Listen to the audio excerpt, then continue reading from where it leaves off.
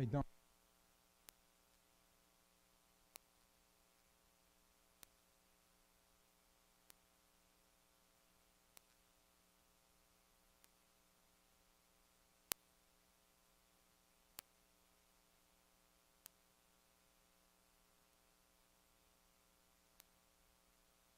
You guys all set? All right, if everyone would please rise and join me in the pledge to the flag. I pledge allegiance to the flag of the United States of America and to the republic. Take the roll, establish quorum. Okay. Uh, President Joe Kilren. Here. Vice President William Browning Jr. Here. Secretary Molly Knotts. Treasurer Frank Hennigan.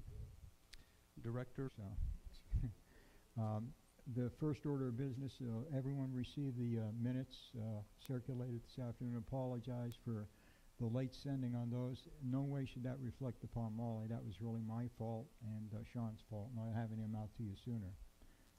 Any questions, edits on those minutes? Okay. I don't understand that the president's report says there was a president's report and the general manager's report says it was a general manager's report. I think there's a little more detail that would be more appropriate in those two areas. That's point taken.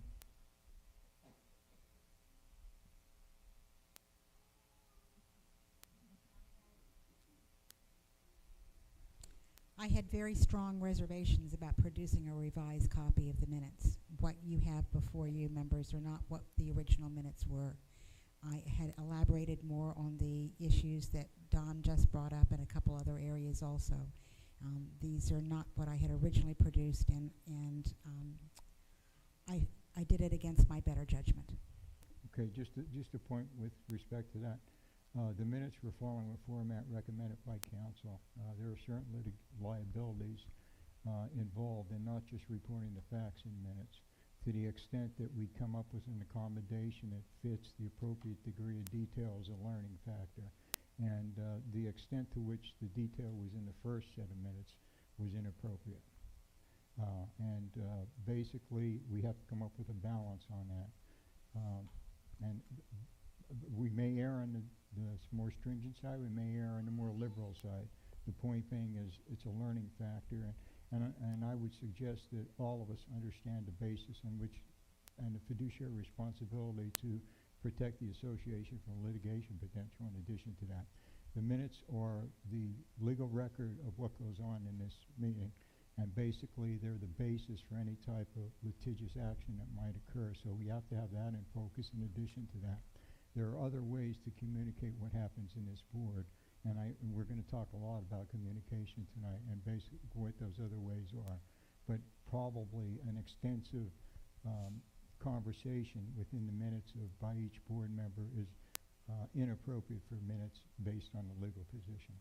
And that's based on what the lawyers are informing us and based on a lot of protocols established for HOAs within Florida. So. Any other comments, Marilyn? Yes, I thought Molly's minutes were great. I have been a secretary several times in the past and even gone through courses on being a secretary, but it has been a while ago. Still, the only thing that I was taught that have to be in the minutes are the motions.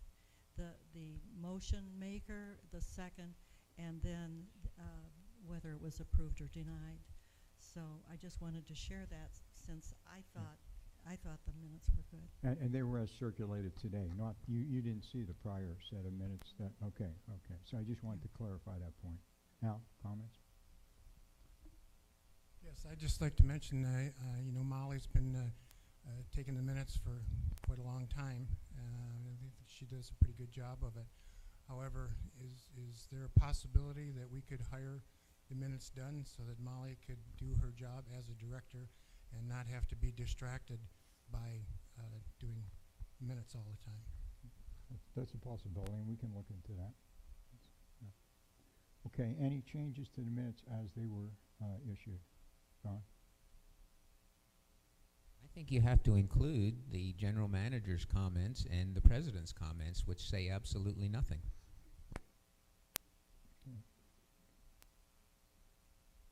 What are those specific edits? You want to offer edits to it? There are two areas that it says nothing. It's nothing more than an agenda item. Okay, then let's do this. You have your recommended edits. Please present them to the board. We'll hold the minutes in abeyance until we receive those and we opine on them. And that may not occur until the next meeting. So we will not approve the minutes as of this time. You can submit those edits, Don, and we'll take a point on it. I think the secretary has that information. Well, the secretary then, between you and the secretary, you can define what you're thinking about edits to that. Okay? So we'll hold the minutes in abeyance, and they won't be accepted this time till the next meeting. As to minutes, what I would like to do is talk a little bit about housekeeping on minutes. I'd like to see if we can't conform to a situation in which we produce and have a draft that has been edited by the board in draft form for posting on a website within a week of the meeting. And what that means is that, Mal, maybe if you could do it within 3 days, or if we have another mechanism in your format, we get it circulated out to the board with the edits to that. If that's acceptable to you, I would like to have that housekeeping measure applied. Sure, I had the minutes out within 3 days last time. I recognize that, and I take full responsibility along with Sean for not having them out before. But that's one point of housekeeping. As to another point of housekeeping, I'd like to just bring everyone's attention to the added session of open topic at the end of the when we finish and before executive session. It's going to be an open topic comment period that we've added into the agenda to allow more freedom of speech and interaction with the board on non-agenda type items. And it's hoped that if we can do that at each board meeting, it'll help to allow and engender buy-in and participation in what we're doing here as a community.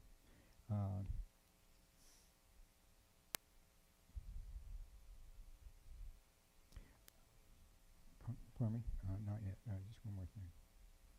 Yeah, I guess probably one of the things that when we're talking communication, just from a housekeeping standpoint, there are certain aspects of the way the board operates and what the board deals with in sense of responsibility.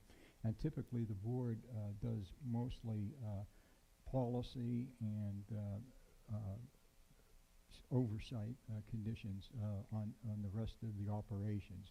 The operational pieces are delegated to the property management people. And I think that to the extent that more of us understand the relative responsibilities and who's handling them and where to direct comments and questions, I think it's going to be very helpful in clearing up some of the communication pathways. So again, I don't have many people here for the mayor's discussion, but the board isn't out to fix potholes in the road. The board's out here to set the budget and set the policy for how potholes get fixed through the property management thing. But if there's a problem with a pothole, that's a property management problem. So I think to the extent that people understand which pocket and how it's handled is going to be very helpful in how we deal with comments too. So,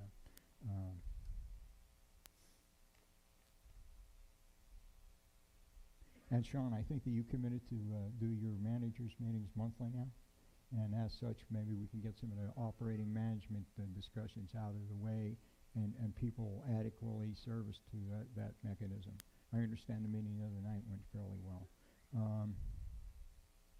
One more point of order, Dawn. I think you were looking at recommending that we have a regular scheduled session for board meetings. I'm proposing that we do that every third Thursday of the month and do it alternating day parts, and basically that'll be based on conditions on the ground. If there may come up a Thursday that we, just for various reasons, we may have to change, but we'll try and hone in on the third Thursday. Is that going to be okay with everyone? Okay. But alternating day parts. So at the end of today, we'll decide what we'll do for. I think when you look at the participation tonight, you need to reconsider that and have night. Okay. The other point is that we're live streaming tonight. It's on Channel 1. If it's been problematic from a sound standpoint. This is kind of a new test. We did some little bit of twixing on that system. Hopefully it's improved. If not, we're going to look at a different mechanism, maybe have some outside services come in and help us get these done correctly. So that's another key point, I think. Now back to the agenda, back to the resident topic area for agenda items. Sean, do you have the sign-in list? Do you want to go through that? We've just got one. If he would come forward, Mr. Swigert.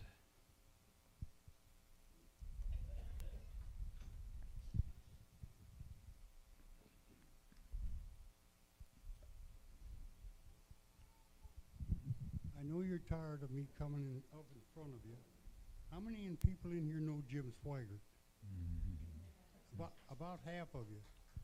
I'm here for the financial statement. I know that you changed the system. Today is 13 April. The last thing on the website is January. I look at that to save everybody in here, HOA, Somerville, and the residents money. And you guys say you got this savings, that savings. I don't see anything that's factual because we're not getting a financial statement. Please help me. All right, we'll talk about that in a minute, Jim. Right, that's the only question I By the way, Jim, nice to see you up and about. All right. Okay. Any director request to continue agenda items? Okay, agenda stands as is. President's report, again, I'm going to be very brief because we got a very long agenda tonight. I guess first, congratulations to the 4 board members that just came through the election.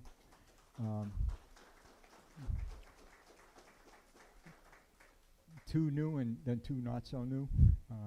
And also a real thank you and congratulations to the other candidates who ran. It takes a lot of guts to stick it out there and do that.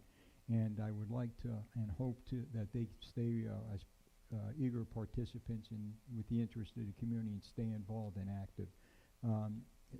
Appreciate all that they've done and all their supporters that they've done for them. And hopefully we can bring it all together under one roof again when the campaign season's over. I guess one additional point is that we all want Sandoval to be that warm and welcoming place that we feel good about calling home. And I just want to reiterate that this board is working to support and engender a sense of community. And that's for every resident, whether it's some of us younger folks or some of the older folks, and everybody in between. But we are a community as a group. And we are committed to make that happen. We'd like to give everyone voice, and we're working to do that with the systems and the processes that we have in place, and we're looking at improving upon that aspect. And we're going clear-eyed into this. We know we got some issues with that, and we're going to work to make it better. So, proof's in the pudding, and we're going to proof the pudding. So. And with respect to that, I think that you can look to your board members to execute in a standard that's befitting of a board member. You should expect nothing less from a board member, and you should hold us to a higher standard. We fully expect it and are committed to it. So keep on sticking it to us when we don't do the right things. I guess right now, just from a looking forward standpoint, I think that we've done some things with major decisions in the last year to have brought us up to a pretty good pivotal point where we still have the expansion that a lot of work is required for, and we still got to get through the transition negotiations with Taylor Morrison. Those are 2 big pieces of meat that are on the table that we got to carve up. However, we can see daylight beyond that now, and I'm looking at us kind of projecting out the next 3 or 4 years. And basically doing those things that we know that are important to the community to be good stewards for our economic basis, looking at the assets and doing those kind of life engendering activities for quality of life issues and all of our assets and amenities, and protect them that way. So, we have the financial wherewithal right now because of our economic condition to look beyond this next year and further on to the next 3 or 4 years. So I think the basis that you're going to see us starting to pivot to is a little bit more longer projection, a little bit more stabilized focus on things, not a lot of the expansion kind of orientation, the transition stuff, getting through that on a more of a standard path of operation going forward. And in order to support that, you're going to hear a lot of communications about process and protocols, enforcement of process and protocols. That's very important to keep us stabilized and moving forward. So the focus is going to be a little bit more on that kind of thing, I think, more so than getting issues and agendas done on expansions and that kind of stuff. So that's just where I think we're headed. So.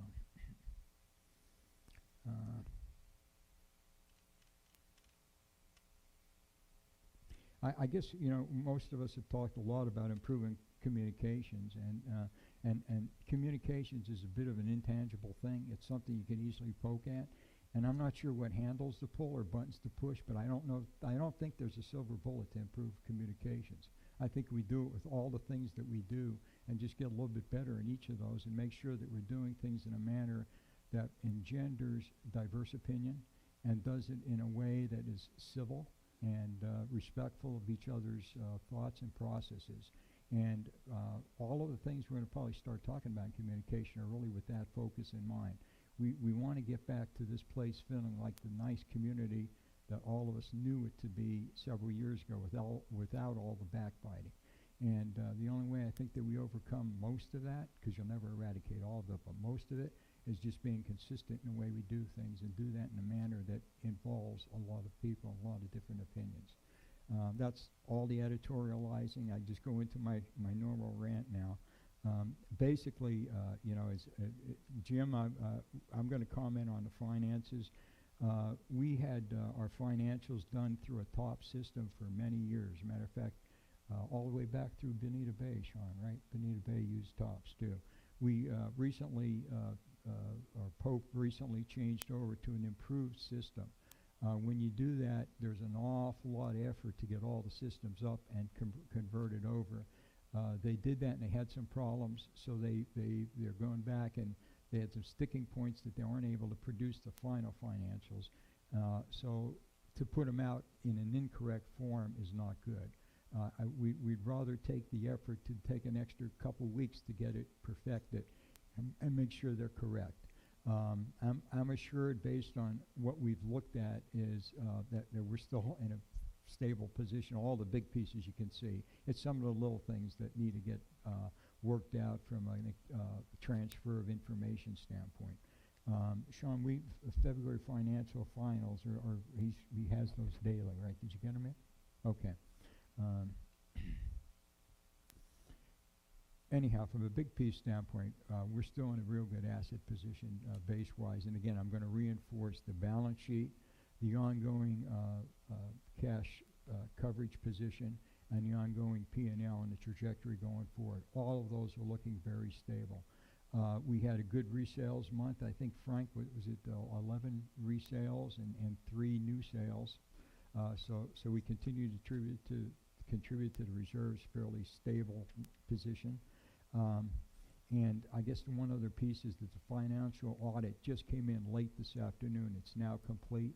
I read it in about 15 minutes, and I got to spend a couple hours on it. But basically what I saw was no surprises. And we're going to get that posted to the website in due time, but before the end of the month, certainly, and it'll be available on the website.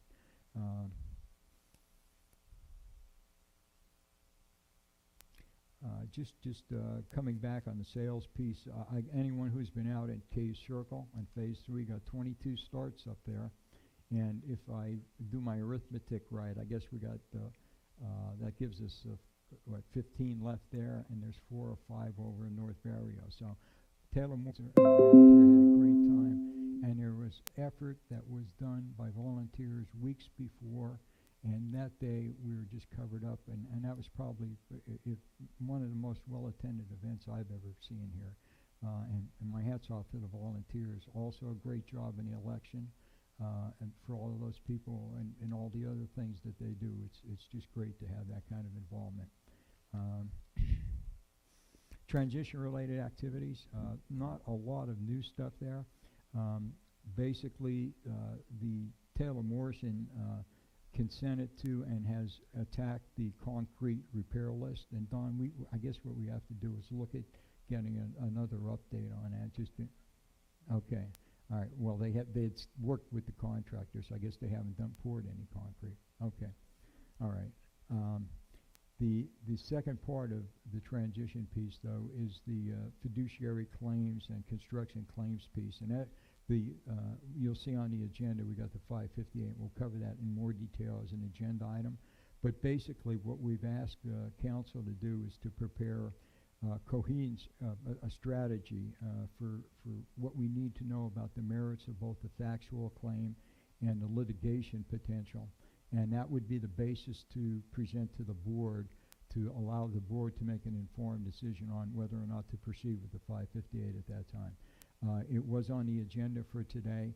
I'll talk a little bit more about it then, but we're probably going to just defer that until we make sure that council is ready to present that. They are not ready to present, of course, today, and it may be next month, and we'll do that based on a discussion with council on the 1st of May.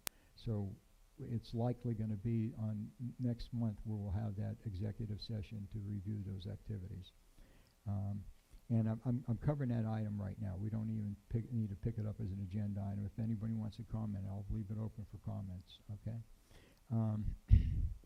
As far as turnover on phase 3, I think most of you had enough asphalt chalking up in the sides of your cars, but they did the road up there. There was a little bit of a sloppy job aesthetically from a code standpoint and engineering standpoint. They did what they needed to do. It fit code.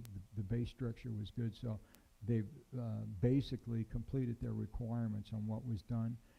We've been chewing on Taylor Morrison's lathe, though, to come back and aesthetically clean it up, because there are some issues with how the forming of some of the asphalt was done. And I got a lukewarm reception on that, but we'll continue to push them on it. So I think probably our next bet on getting that done is when they come back in with the final lifts on the asphalt, and we'll get it all done then. Expansion we'll cover as the agenda item. That's about it. Any questions? Frank, Treasurer's report.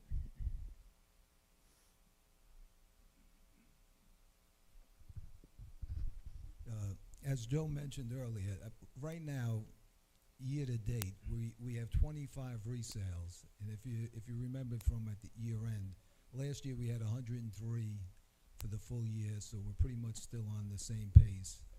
We get $3,000 for every resale, and so we're anticipating about $300,000 to go into a reserve fund. This is the only debits or the only type of deposits that go into the reserve fund. So we're expecting about $300,000 from that, and then from new sales, as Joe was saying, Taylor Morrison is selling them pretty well. We were expecting 60 new sales, so if we get the 60 new sales, we'll have 120 from that. So we should have somewhere around $420,000 going into the reserve fund. But as of this quarter, after the quarter number, the first quarter, we got 25 resales, which comes out to $75,000. We got 7 new sales, which is 14. So we're sitting at $89,000 that has gone into the reserve fund so far this year. The surplus is at $1,176,000. No, that was in January. As in March, it's $1,283,000, and so we're still going along at about a $54,000 pace each month, and the reserve fund is at $2,070,000, actually $2,080,000 if you round it off. So we're doing pretty well with the reserve fund and with the surplus. We don't have a ton of items that we're anticipating coming out of the reserve fund this year. I think, Sean may go into that, but, again, we're thinking about putting the pumps into the pool and maybe resurfacing the pool. That's going to be brought up further on, but the $2,080,000 should probably be higher by the end of the year, even after spending. One other thing, just to mention, where they were talking about finance, I expect to do an education course in the next 2 weeks. It seems like there's a demand for this. I wasn't sure, but I'm going to try and make this as non-financial as I can, that everyone can understand this. I really want everyone to understand what the operating budget is. I want them to understand what where the surplus goes, what the reserve fund is. This way, there used to be, and maybe this is a national company, I know it used to run out of New York, Cy Sims, and he used to say, an educated consumer is our best customer. I really want the residents to understand what we're doing, and I honestly believe if they understand that, they're going to know that we're doing a very good job. So hopefully this will be interactive. I want input from people. I'm going to try and put it down at, simplest is making it as simple as I can. Some people try and take you in the woods and get you lost.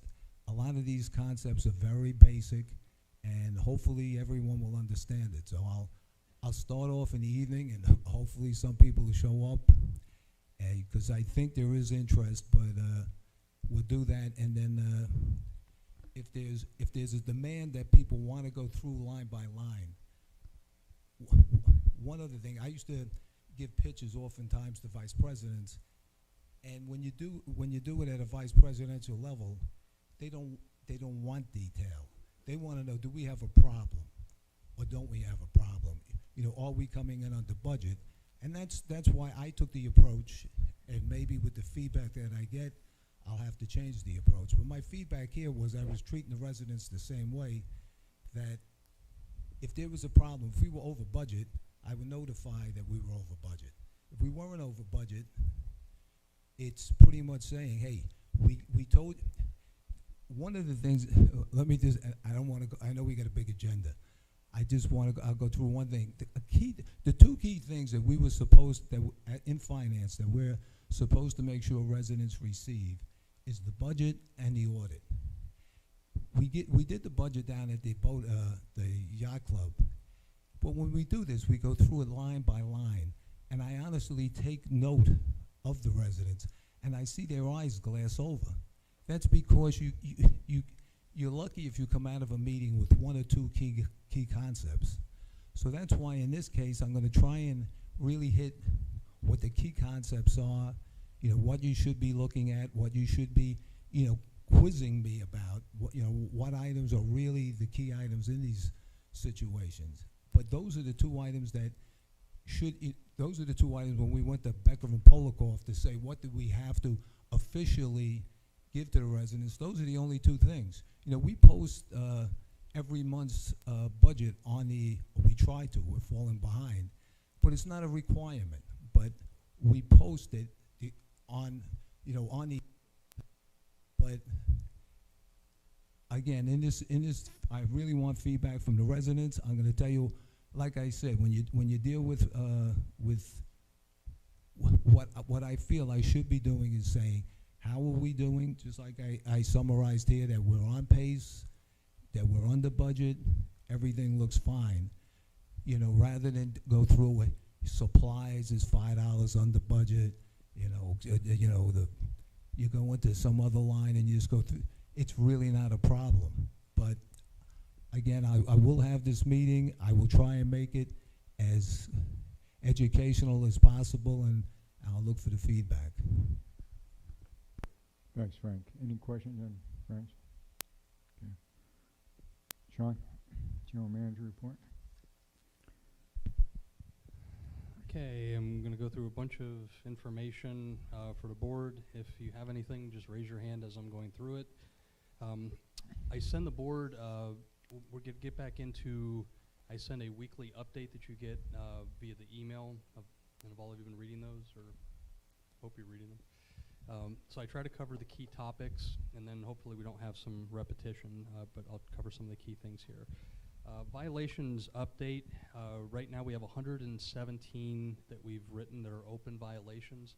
These are, majority of people, it's not meant to be punitive. Majority of people are really good about either complying or scheduling, if they're out of town, to email when they're going to do things. The compliance has been good on schedule compliance. The focus has been primarily on power washing on roofs and driveways. That's been our biggest topic that we've been focusing on. We asked the neighborhood reps at the meeting this week what things they would like us to focus on. Was the same thing on power washing, and also on trash cans is going to be another thing that we focus on. We had one hearing, and obviously here in an open session, I can't say the name or post his picture up on the screen, but we had a $1,000 fine for an above ground propane tank, and that I will get with everyone on as well. There are more slated hearings, 4 scheduled for the following month for power washing, and 1 for hurricane shutters. One other one that we had that we haven't put through as a violation as of yet, because the homeowner is working with us, is we have a van with 4 flat tires in Sunvale. The owner of the house is giving that person on the rental property 7 days to remove the van, or he's look at canceling their lease. So he has been working very good with us on that. So any questions on the violations before I go to the next section? Okay. For new board members, I mirror the same thing that was said. Congratulations on your being accepted to the board. You have 2-year terms, so you're going to have to look at each other for at least 2 years up here. What are our goals? We established that we have communication goals, but communication has to be defined. We have things on the board level that we want to be sure that we have transparency. I'm going to go through some things here today, which we'll talk a little bit more. We did 111 eyes and ears last year on operations, but I think some of the feedback that we're getting is we want to see a little more of what the committees are doing, so we have open meetings as well as updates, which I'll talk about, and some of the big things on the board, which we'll put a focus on. We've talked about having a higher standard. It's the fact that you're on the board of directors. We see sometimes in the community that doesn't exist, that people post things on social media, but anytime it happens, I'm going to remind each and every one of you, you're a board of directors and you have a higher standard to represent our community. The other standard that I hope you respect is you have a professional standard for board disagreements. In the course of a year, you're going to have a lot of opposing sides. Maryland's probably seen this a lot in the city, I would guess.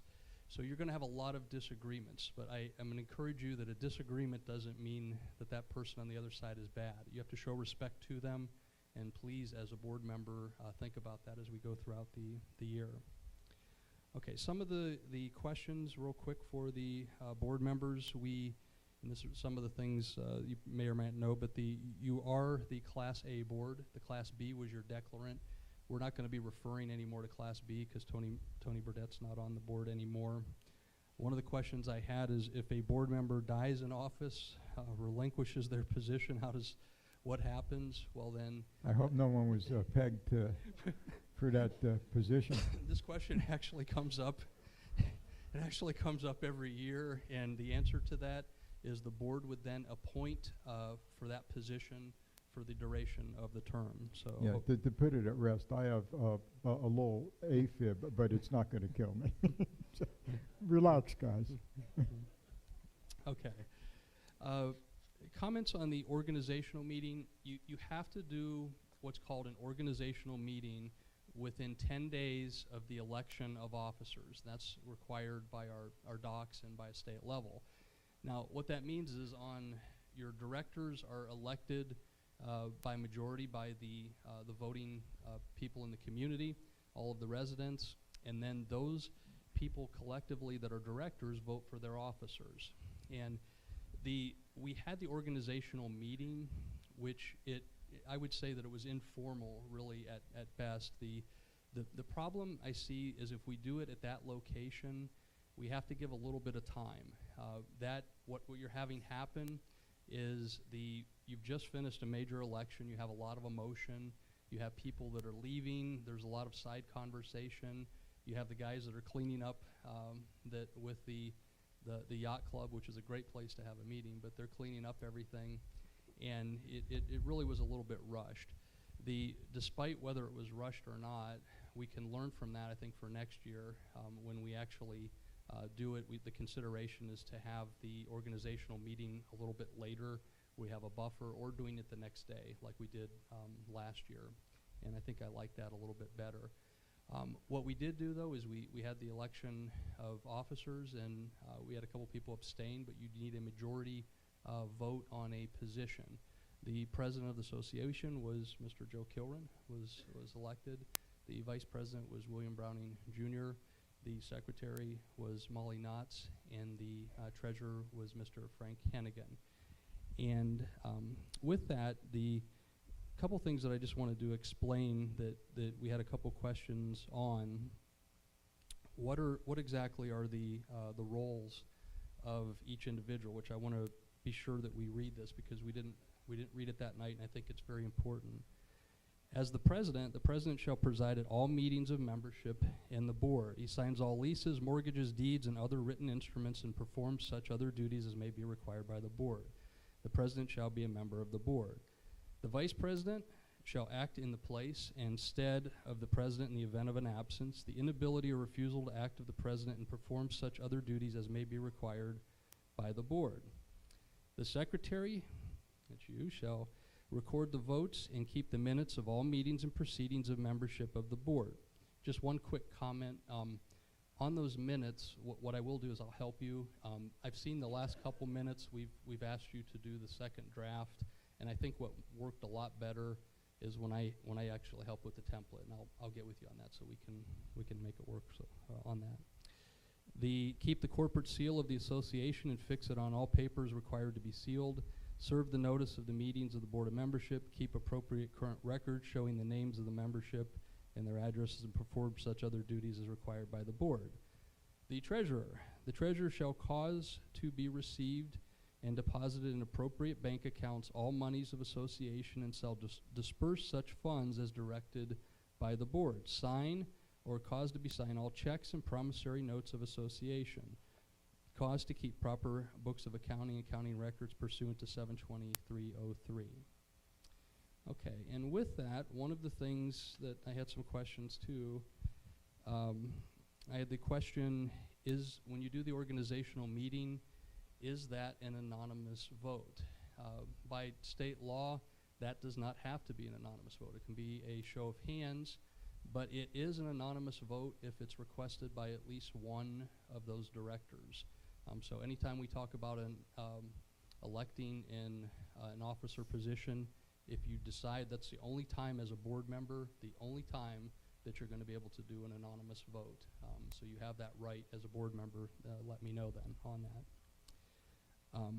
The other one, which then I'll open it up just to make on this one if we have any discussion on it, is the, let's see here, the way that our docs are written. Any person except the president may hold 2 or more offices. The board of directors shall from time to time appoint such other officers and designate their powers and duties as feasible. The board shall find to be required manage the affairs of the association. If the board so determines, there may be more than one vice president. And that wasn't done last year, nor did I explain that at the meeting, but I wanted to air that out if there was any desire for that.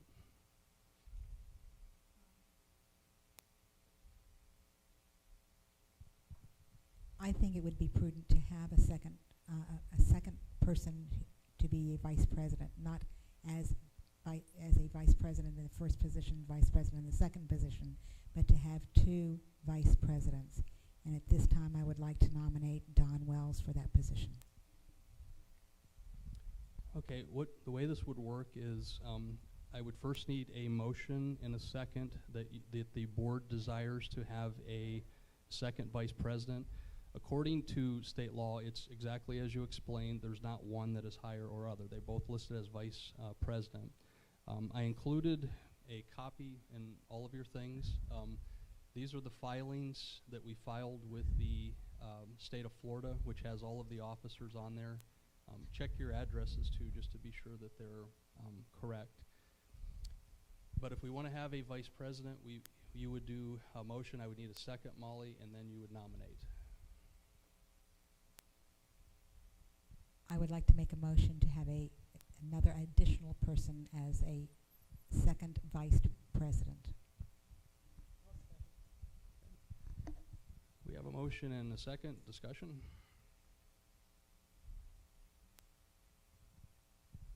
Do we have a nomination? Well, let me ask something. What's the perceived role of the second vice president?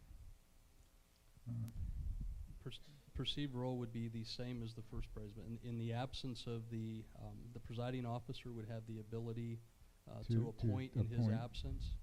And if something happened where you weren't around, then the board would have collectively to vote for the president. Is that clear with everybody?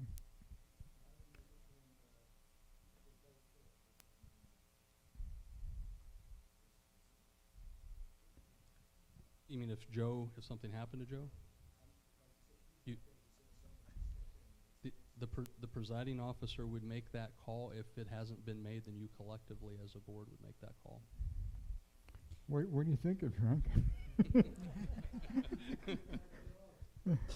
And we have because of the hurricane that occurred last year, where only Joe was in the hospital, several of us on the board were not here. We had evacuated. Some stayed longer than others. One board member certainly stayed here the whole time, and that was Don. So what I foresee it is allowing us to have an option in case of an emergency situation to have another presiding officer. Okay. And I move to have Don Wells as that presiding vice president. And the nomination does not require a second. Okay, and the vote then, if one person would like it as a private vote, that would be the option, or we will do it as a public vote.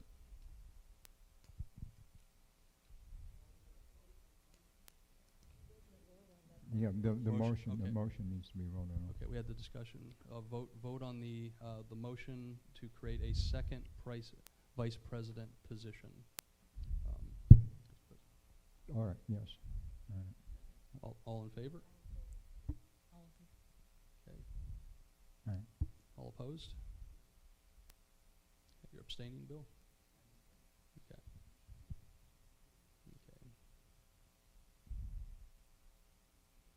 Incidentally, you're because it's an organizational thing, you're conducting the activity. Correct. So, Normally the okay. presiding officer would. Okay, and then from the floor we have a nomination for Don Wells. Don Wells. Okay, do we have any? Okay. You just need the nomination. You don't need a second on it, but that's right. Yeah. Okay, do we have any other discussion? Okay, we're going to do an open hand count unless someone wants a. Okay. All those in favor of electing Don Wells as Vice President of Sandoval Community Association, say aye. All those opposed? Okay. How did you vote, Bill, or abstain? Abstain. Okay. Okay. Let the motion show that Mr. Don Wells was elected as Vice President. I will reflect that in the filings with the state. Then I'll have to do an amendment so that we have 2 VPs, and I'll put you in there as well. Thank you. Okay. Okay. Recommendation for Board Managers Liaison. On this one, what we do is we have a liaison from the Board of Directors that works specifically with myself as management. Mr. Wells has been in that position for the 2017 to current term. I'm going to read it real quick. The primary function of the Board of Directors Liaison to Management is to work with Sandoval Community Association General Manager on a weekly basis for communication with the board.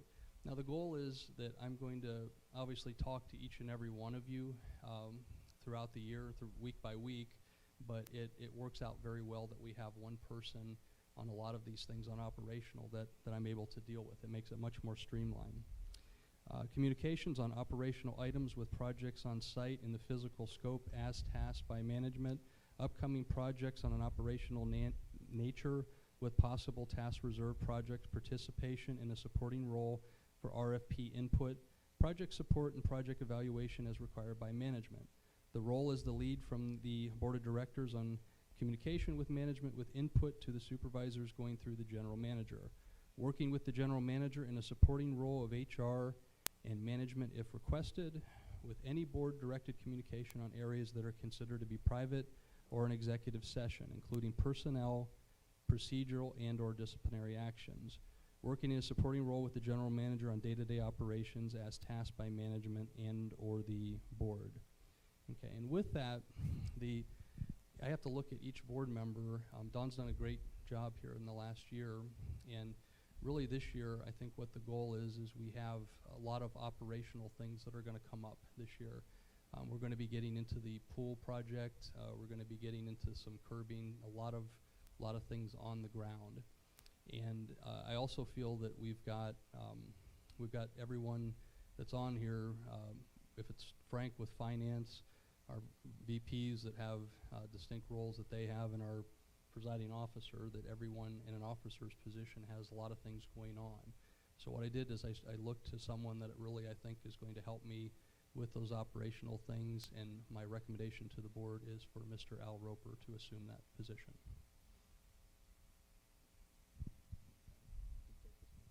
Okay. I pick up on it? Okay. Yeah, I'm recommending to the board Okay. that Al Roper, and you put it to a motion. Yeah, do we have a motion to accept our? Okay, do we have a second to that motion? Second. Discussion?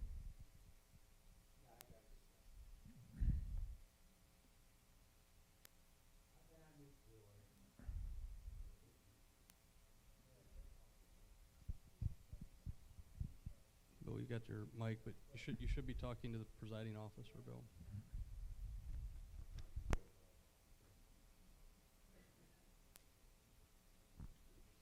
I've been on this board for 8 years. 7 of those years, I was in the minority. And I worked very hard to make this development the best that it can be. I have asked to be the liaison between the board and the general manager for the next year. I deserve that right. I've worked very hard over the last 8 years, and I expect that to be happen.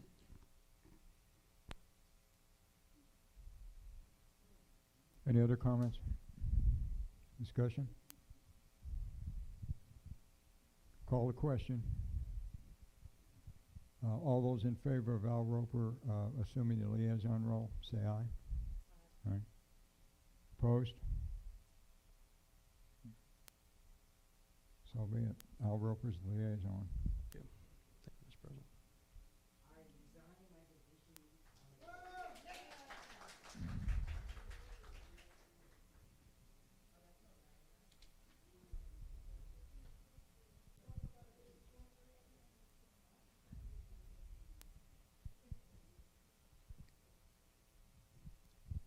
If you're going to do something, Bill, put it in writing for me so I have it. Yep. Thank you.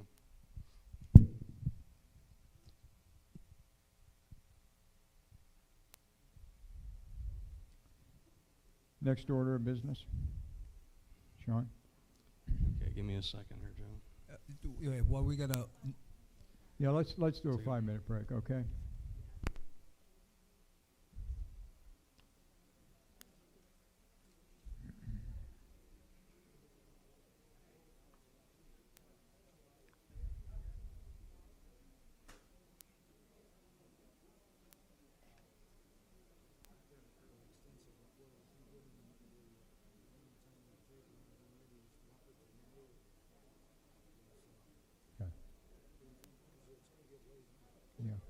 What do you mean?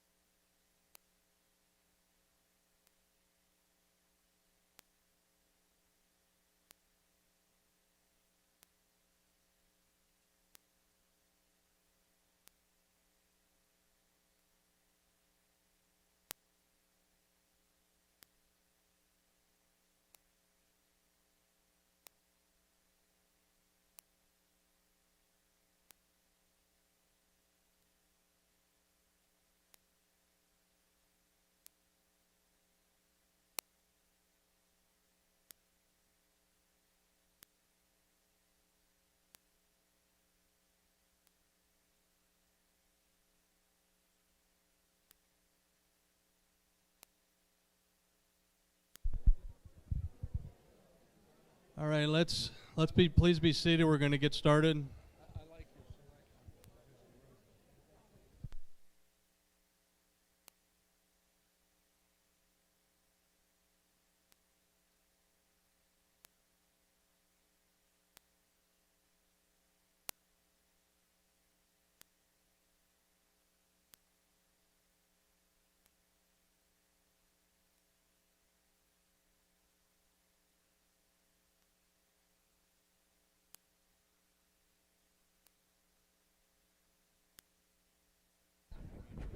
Yeah, that's all right. Get everyone's attention, please. You want to get started here?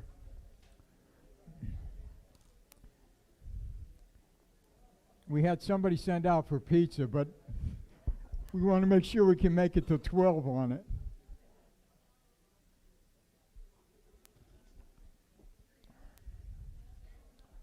Okay, we're going to re-adjourn here.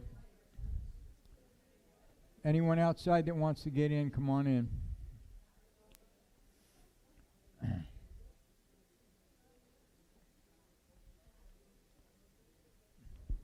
Just before we get started on the regular agenda here, what just occurred was very unfortunate. Bill Browning has been a mainstay of this community for many years, and he was out there slinging against some pretty big aggressive people for a long time and doing it solo. And he poured his heart into this place, and I appreciate the emotion that and the interest that he had for this community and still does. It's unfortunate that situation occurred, and you know, Bill's a good friend of mine. I can separate friendship, but I love the guy, and I'm sorry that you know this occurred. And I think basically that his interest in doing well for the community was at the heart of his emotion, and you know, we have a lot to owe what he's done for this community, and it's unfortunate it ended this way, and I'm sure Bill will be back again soon in some form or another. And you know, I would like to, you know, just offer a round of gratitude to Bill for what he's done. Thank you.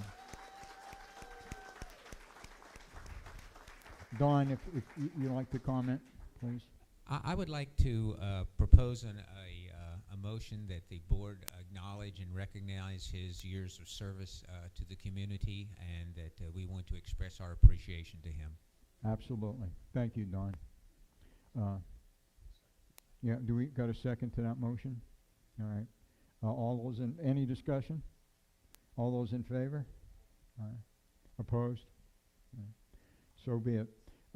In addition to that, I would recommend that we sit on the opening for a little bit of time and think through the process and make sure that you know, we're being informed in whatever decision we make on filling the seat. Okay, and so I would table that for a time into the future, and we'll discuss among us when that time might be and how we do that. Okay, there's a process in place to do it, and we'll discuss what that process is and make sure that we're all comfortable with what we can proceed forward on.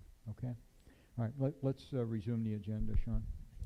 Sean, Yeah, Frank? there's just one other item I wanted to mention. We have 2.4 of our money now invested.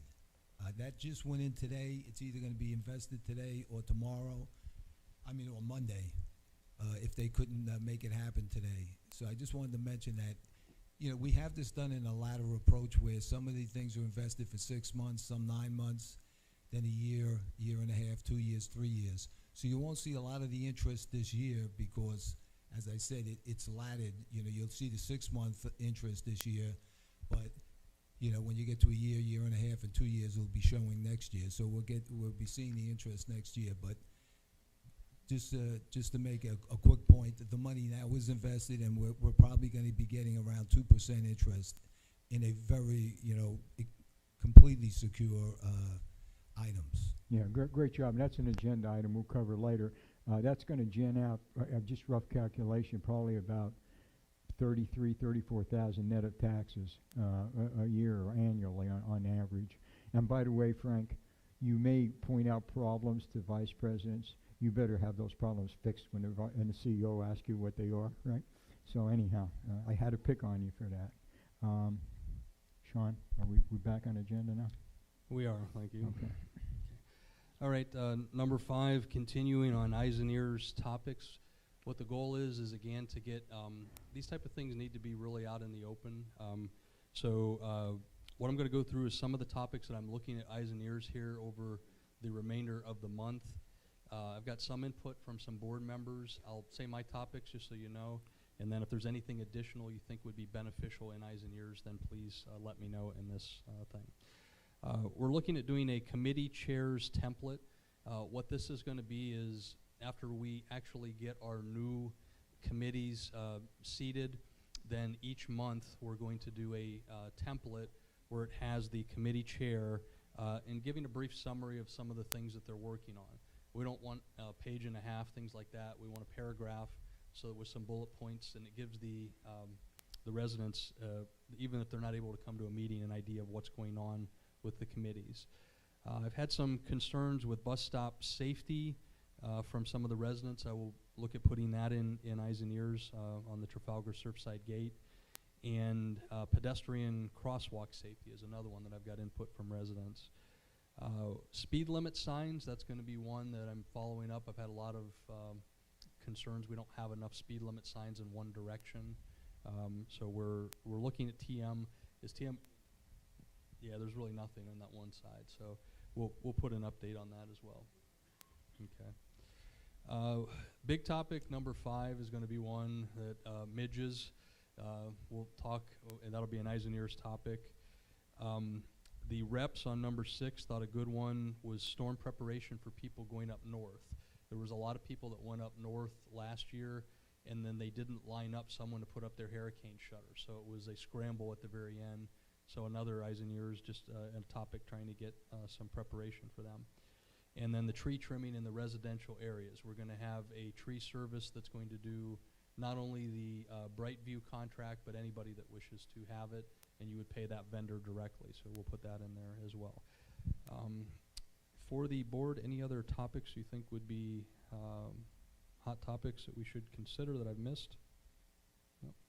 Reserve the right to think about it. and you can, if we get into things, obviously things develop during the month, then let me know, and I will include that. General managers meetings, one of the things that I would say in 2017, criticizing my own self, is we did not have as many general managers meetings as we did in 16. 16 I had about every month. And what I start to see is a difference on the questions on the operational issues. Things like Joe was saying, potholes, things like that, those are things that come through us, projects that are being worked on. I did my first one. We have about 50 people here, exactly 50. We did a nice update on some things. I had the screen up. I would encourage the residents when I do that, I'll let you know ahead of time, so you got plenty of time, but try to come to those. The next one, which I'm going to slate probably 2 to 3 weeks out, will be talking about the expansion, and we'll be looking for resident input on specifically on flex spaces, and then some specifically from the families and children on the youth areas. So I'll put that out. If I might just make a comment on that. Yep. With the general managers meetings, you'll notice that maybe only 3 board members are in attendance at most of those. It's not because of lack of interest. We really have to prevent from creating a forum under business association activities. So we deliberately kind of pass on each other's capabilities and talk about it afterward. But it's not because of lack of interest, and I always found those to be the best mechanisms to gain some good sense and feel for what's going on in the community and what residents think are topics of interest. So they're very valuable. Those of you in the audience who may not have attended those, I'd encourage you to do so. They're excellent for the stuff that's really at the operational level. Very good meetings. So. Okay, the last 3, 7, 8, and 9. You've seen in Vera all the trucks out there. We're doing the last phase, which includes putting a swiper onto the tennis court. So you'll have to swipe in there the same that you do at the pool or at the gym. So I'm not sure if they completed that today. I didn't have a chance to talk to them. But they were doing a couple things for us, and that was one of them.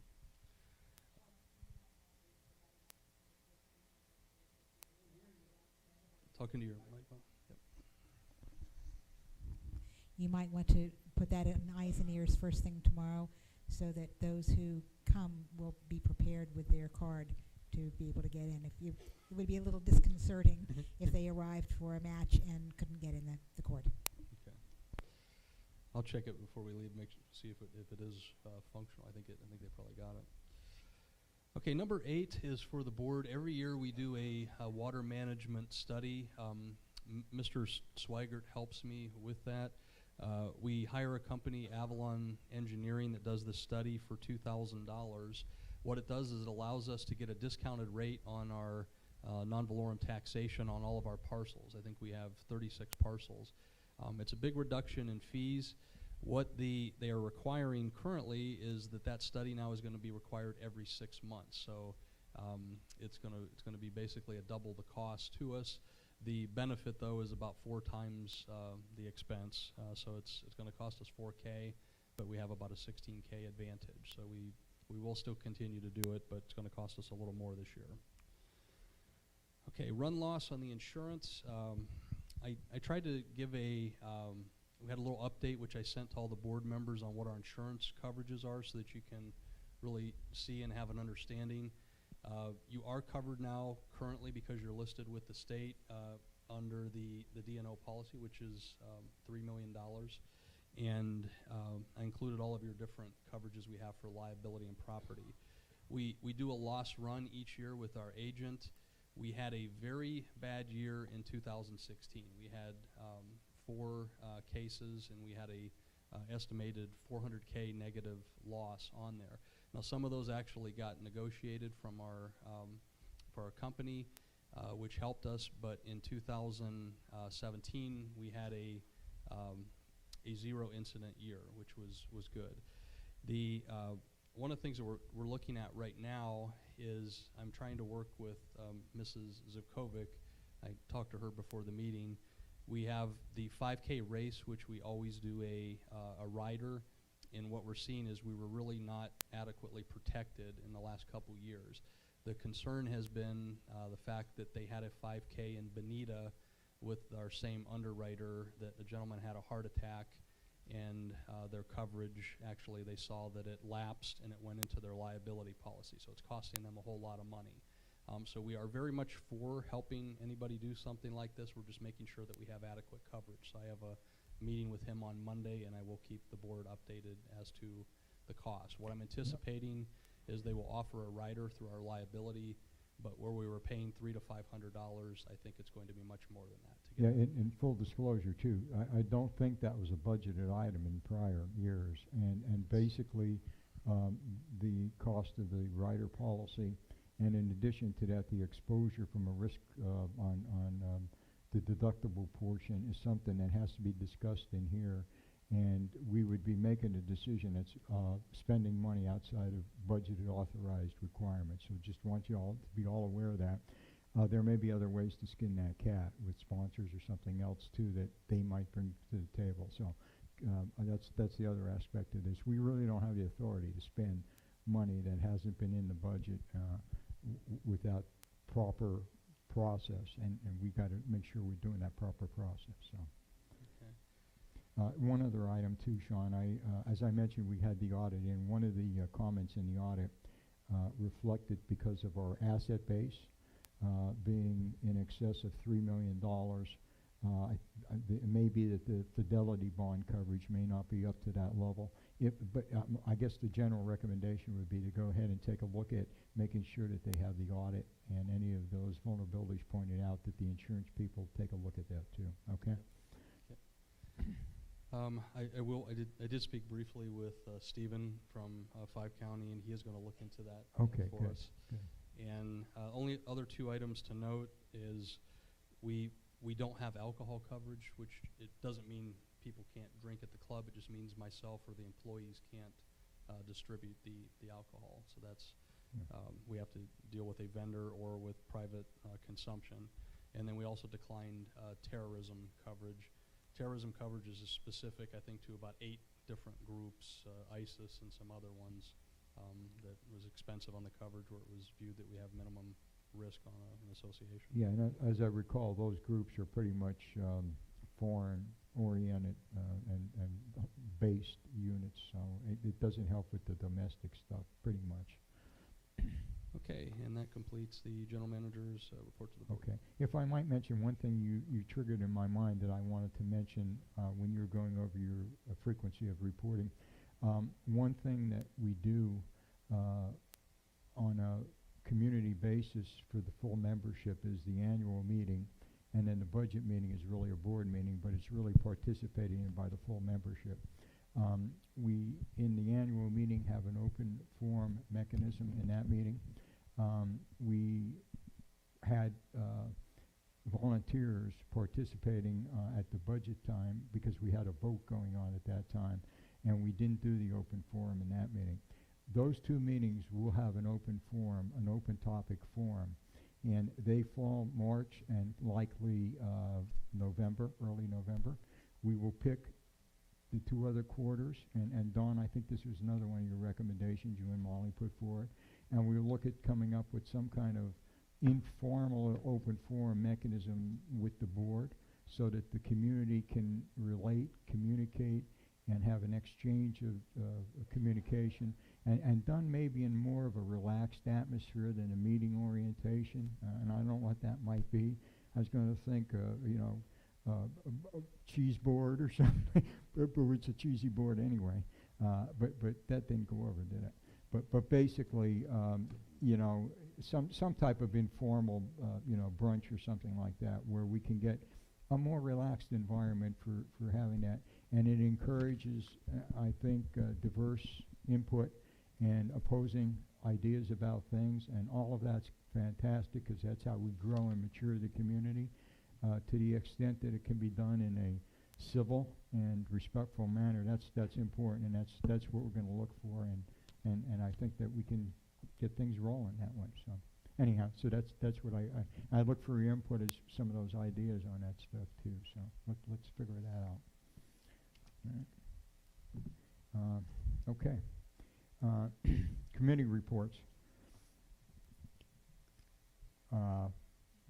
Is Ernie here, Grounds Committee? Ernie, would you like to please come up?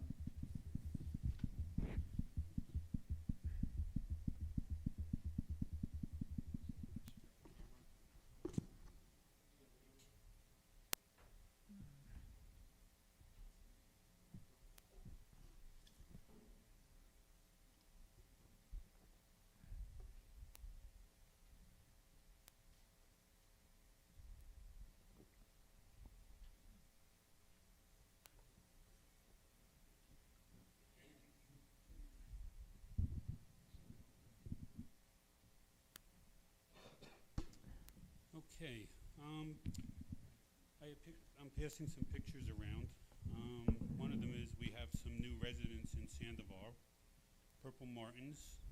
We now have a Purple Martin house adjacent to the bocce ball court. Purple Martins eat 1,000 mosquitoes and other insects per day. They will also return to the same birdhouse each year in spring. We are currently looking at installing others next year. New business. As part of the project, we will be planting 500 Calusia shrubs, which I'm also passed around some pictures of, along the fence line parallel to Surfside, starting inside the fence at Verdmont, working our way north. The total project will be finished in about 4 installments. Lights at the gate. We are still negotiating with the lighting company Uniscape. The lights have a 20-year warranty on 19 lights. I believe we should spend our money once. This company is an expert outdoor lighting design company. Calypso Park, Butterfly Garden. We will be planting new host plants to attract different types of butterflies. One of our residents, Babu Matthew, has generously offered to donate them. And that's what I got so far. Okay. Ernie, we're going to open it up for questions. Had one with respect to, Al and I had talked about this a little bit earlier. On the fence line where you're doing the plantings, it's presumed that the irrigation, I know there are irrigation problems out there, that's being repaired prior to? Yes. Okay. Yeah, that's why we had waited for the project until the irrigation was properly installed. Okay, and you're gonna pick the bare spots, right? You're looking for bare spots if there's existing there? No, we're Okay, the actually whole gonna go south north, you're straight gonna do the across. whole thing, I mean, okay. if you look at the pictures of them, It's pretty. one of them, one of those pictures, as tall as they are, that's a tree that's in there. They're taking over a tree. Yeah, So okay. they'll get like 20 feet tall. But the thickness of them is probably about 5 to 8 feet wide. Okay. Just so you're aware, I talked to Gary Dumas with Phoenix Bay, who was with Bonita Bay. Right. And the intent when they did that fence line was to really have that a full foliage deal. And evidently, for some reason, that irrigation died out and Yes. it just went to havoc on it. Yeah, so. we just completed the irrigation probably, I'd say about maybe 6 months ago, but we Okay. wanted to make sure and tested to make sure it was going to hold up. Okay. Any other questions for Ernie? Okay. Ernie, great job still. The community looks good. Yep. Lakes subgroup, Jim?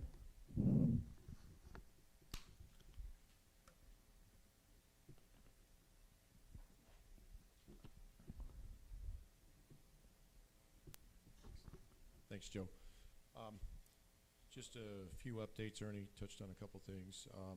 I know we had some lake bank overgrowth in Hopefield, and that was reported to Sean and addressed. That's been resolved.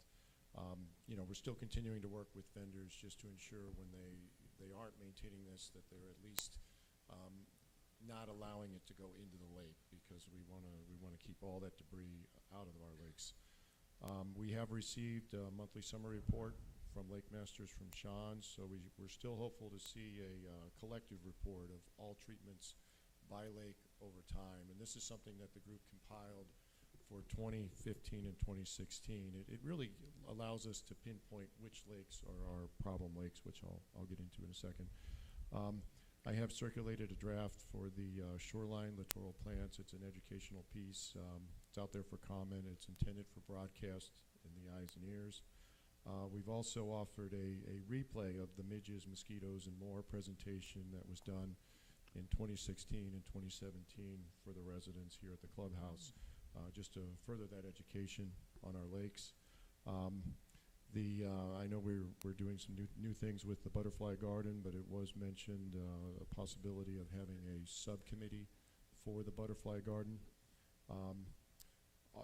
One of the other recommendations was an all phases survey of our shoreline littoral plants by Lake Masters. They did a good job of this in 2015. That was when in phases 1 and 2, and we actually followed up with planting at that time in those areas. But thought that might be helpful to know what our phase 3 looks like from their perspective. We got members of the grounds committee and lake subcommittee that have been invited on a field trip to Serenio Vista Park. We have a resident volunteer who helps out there with the Purple Martin monitoring activity, as well as does a lot of work there with the butterfly garden. So we just want to get that outside perspective, because there may be some maintenance needs in monitoring that we need to consider as well as we go forward. I know it was put out there that we had considered donating the bat house that we have to the Cape Coral Sports Complex. Like the Purple Martins, they're part of a biological control to help reduce the emergent populations of mosquito and midges, so I'm not sure where that stands. But those are my primary updates. Sean, I talked to you briefly before the meeting. I had just some comments regarding the email. I know you're going to get into the summer report from Lake Masters from Bill Kurth. Do you want me to go through this at this time, or hold that till... Why don't you hold it, Jim? It'd be better if you can coordinate that with what his report is. Are you through? Because I just No, had any questions? Okay, go ahead. Yeah, I do have a question. With respect to your survey on Phase 3, the way that we're dealing with Phase 3 with Taylor Morrison on transition standpoint is that that's really not a negotiable transition issue, any of Phase 3 infrastructure, including the lakes. So the key is that they have an obligation as developer to complete that in a proper way, to make sure that the littorals were done in the proper way, which I think is what, 30% coverage, or is it 20%? We have a 8-foot shelf that goes 100% around the lake, so it's usually based on a surface area, but that's But intent of it's that. 30%, I think, though, is the littoral percentage of that perimeter that needs to be It's based on a surface area the of the surface lake. area, So okay. it is that 8-foot. So perimeter. it would be timely for you to be able to do whatever you're going to do with respect to that within the next couple of months, if you can, because that will be helpful to us when we're ready to kick their tail out of here and That was get the thing. final checkup from them. And the other thing is that as part of the Darby engineering survey, he did an analysis on Phase 3. I don't know the depth that he got into on the littorals part of it. I can't get into that report right now because it's attorney-client privileged at this point, but I may be able to break into it for Phase 3 portion since it's being handled a little bit differently. If I get an appreciation for what that is, I'll communicate with you on it, okay? Thank you. Don? Is the sediment level in the new lakes in Phase 3 something we should look into, since we know that they didn't use the proper screening methods to keep the sediment from going in while building? Or is that too cost prohibitive? Or is it something we should know that they might need to correct in leaving? We did sonar testing for depth, and typically that's something that you do. Sediment, if it brought in some heavy metals, that's something we probably should bottom sample for, correct? The soils here carry nutrients, so you know there's some nutrient testing you could do to see what those lakes are. I mean, they're young lakes. Yeah, and Lake Masters is going to do the bottom sampling. Their recommendation, I think, that we received the report, you saw the report, and part of that is probably in about June, they'll be ready to make a commitment as to what kind of bottom sampling might be necessary. We'll make sure that Phase 3 is included, and if you could watch after that too, so Yeah, make sure that Phase 3 is included. We have Okay. some recommendations for the testing Okay. as well, based on right. data. Yeah, and just so you understand, and I know there was some unusual communication in the last meeting and got off a little bit crazy start, but basically this board is committed to make sure that those lakes are pristine and lovely and everything else. And you're hearing this from a guy who used to produce pesticides and fertilizers in 100,000 tons per day level. So it used to be my business to do it the other way. But to the extent that this board's committed to preserve that and that help our little piece of paradise here, we're committed to that. And there's no way that we're going to do things that would be obstructive to that, and we look to your insight on that, so appreciate everything you're doing, Jim. Good. We got a chance. Yeah. Thank you. Amenities? You gonna double hat it? Got Rob? Rob, you want to introduce yourself? I'm not sure everyone knows you. Okay, my name is Rob Purcell. I live on Wynwood. I've been part of the amenities committee for this year. During our last meeting, March 21st, we spent time talking about the playground shades as to the different options that we've had, different prices, anywhere from $80,000 to $14,000. So we need more information from the people that are going to use it as to what to cover, whether it's just the swing set, the big jungle gym, or the whole play area. So that needs to be decided before we can go any further with that. We talked about adding some parking up at the North Dog Park, and also water for the dogs, since there's no water up there. Al found some way we can get water up there pretty simply. So we also discussed putting some benches on the pier at Calypso Park permanently. I mean, a fixed one so that they can't be thrown overboard or moved. You mean extended diving boards? Yeah. Well, help yourself. Yeah. We could do that too. Also, did some requests for additional bike racks, I believe, inside the Veterans Gate, inside the gate versus outside the gate, and probably there was a couple other places that we've had recommendations. The only other thing is we did talk about pickleball courts and versus new ones versus taking, a tennis court, and we're just not sure what to do with that at this point. So. Okay. And how you handle it? Are you just going to continue to kind of get community interest surveyed? And yeah, that's okay. the one thing that we need to be able to do is to get okay. Community input, like either for Sean to put Yeah. something out on Eyes and Ears where we can get a feedback. Yeah, Sean had at one point. You Okay. want to mention that, Sean? Yeah.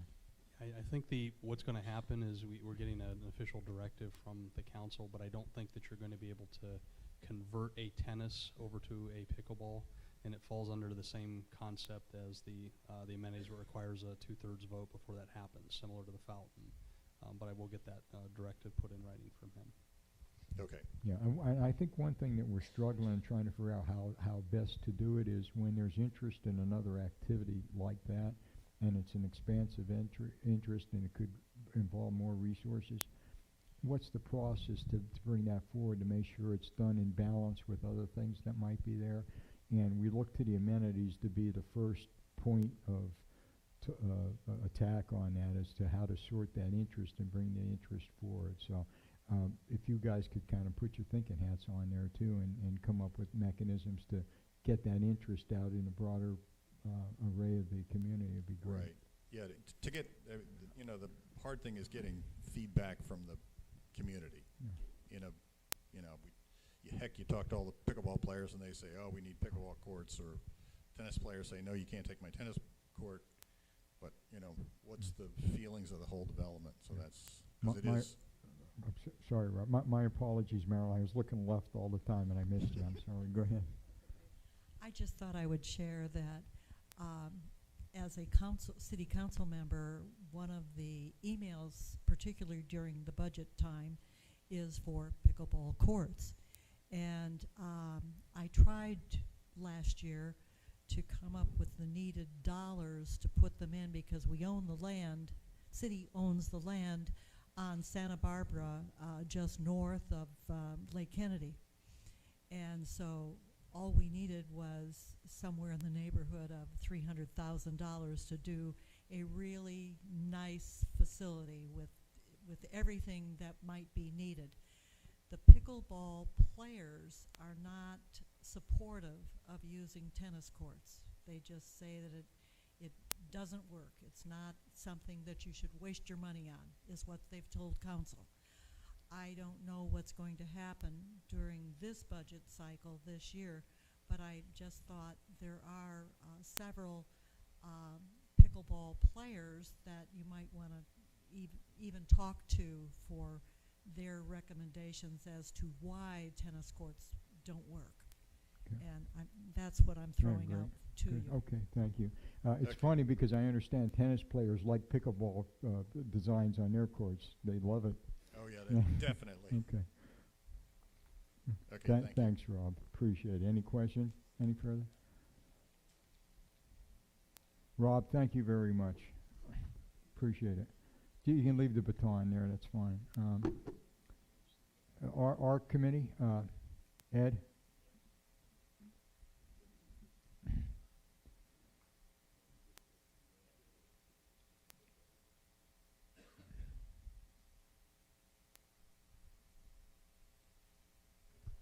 I just have a couple things, that's all. One thing, we got some items that still need to be approved by the board, which, to get this book, I want to get this book finalized within the next week, a couple months anyways. But we do have some revisions to be done with Phase 3 and Phase 1 and 2, And we also have a conflict between the neighborhood docs and the guideline book. And we got to get that resolved, but that has to be voted on by the board, I believe. This week, I had at least 3 people text me and phone calls in regards to fences, mulch, and paint. And what I'd like to do, I really want to get this book done, because so we can hand it to the people when they pick up an application, and then they won't have to be calling me or my other members to asking questions. And everything will be in that book. So I really would like to get this done within the next 2 or 3 months. But things won't get done until the board can vote on some items. Thank you. Thanks, Ed. We had a little bit of a stutter step on that, I know, with the election and all, and the new board coming in. But Sean, you want to comment as to status on it? Yeah, I think we can actually address probably about half of it in the next one, so we can do it in 2 steps. I think is probably a good approach on it. Right. Dave, rental committee? Yeah. Don, you want to pass? Yeah.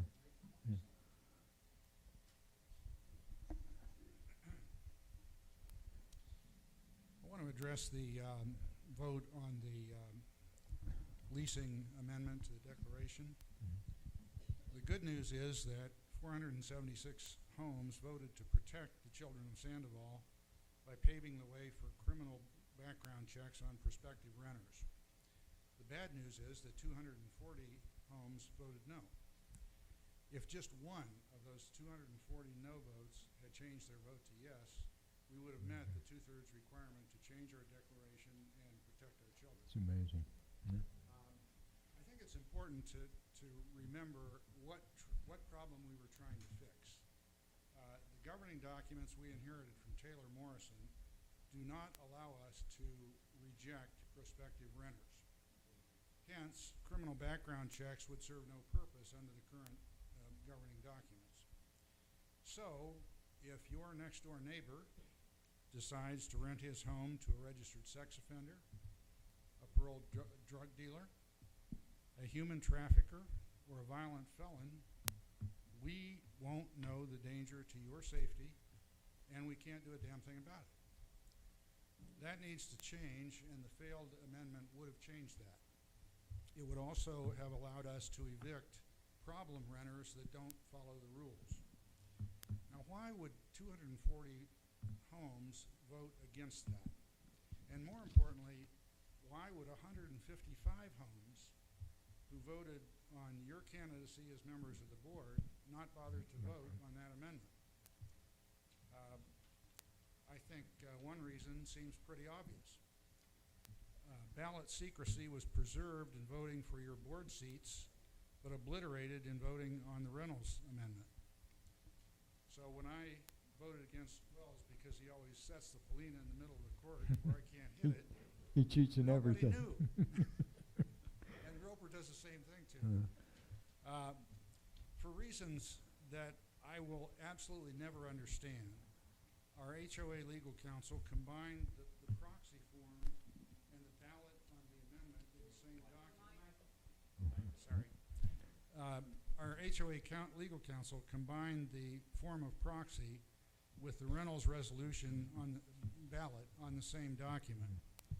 So if I entered my name on the proxy, which I have to do in order to fill it out, how I voted on the Reynolds resolution was right there for anyone counting the ballots to see. Goodbye ballot secrecy. In addition to destroying ballot secrecy, HOA counsel drafted the amendment in a manner which created the false impression that the association would have a veto over the occupants of homes owned and occupied by residents as opposed to leased homes.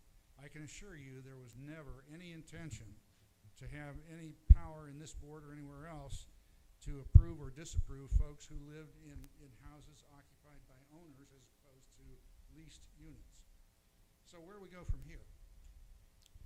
It seems to me that the goal of protecting our children is just as valid today as it was when we started this process. Mike, okay.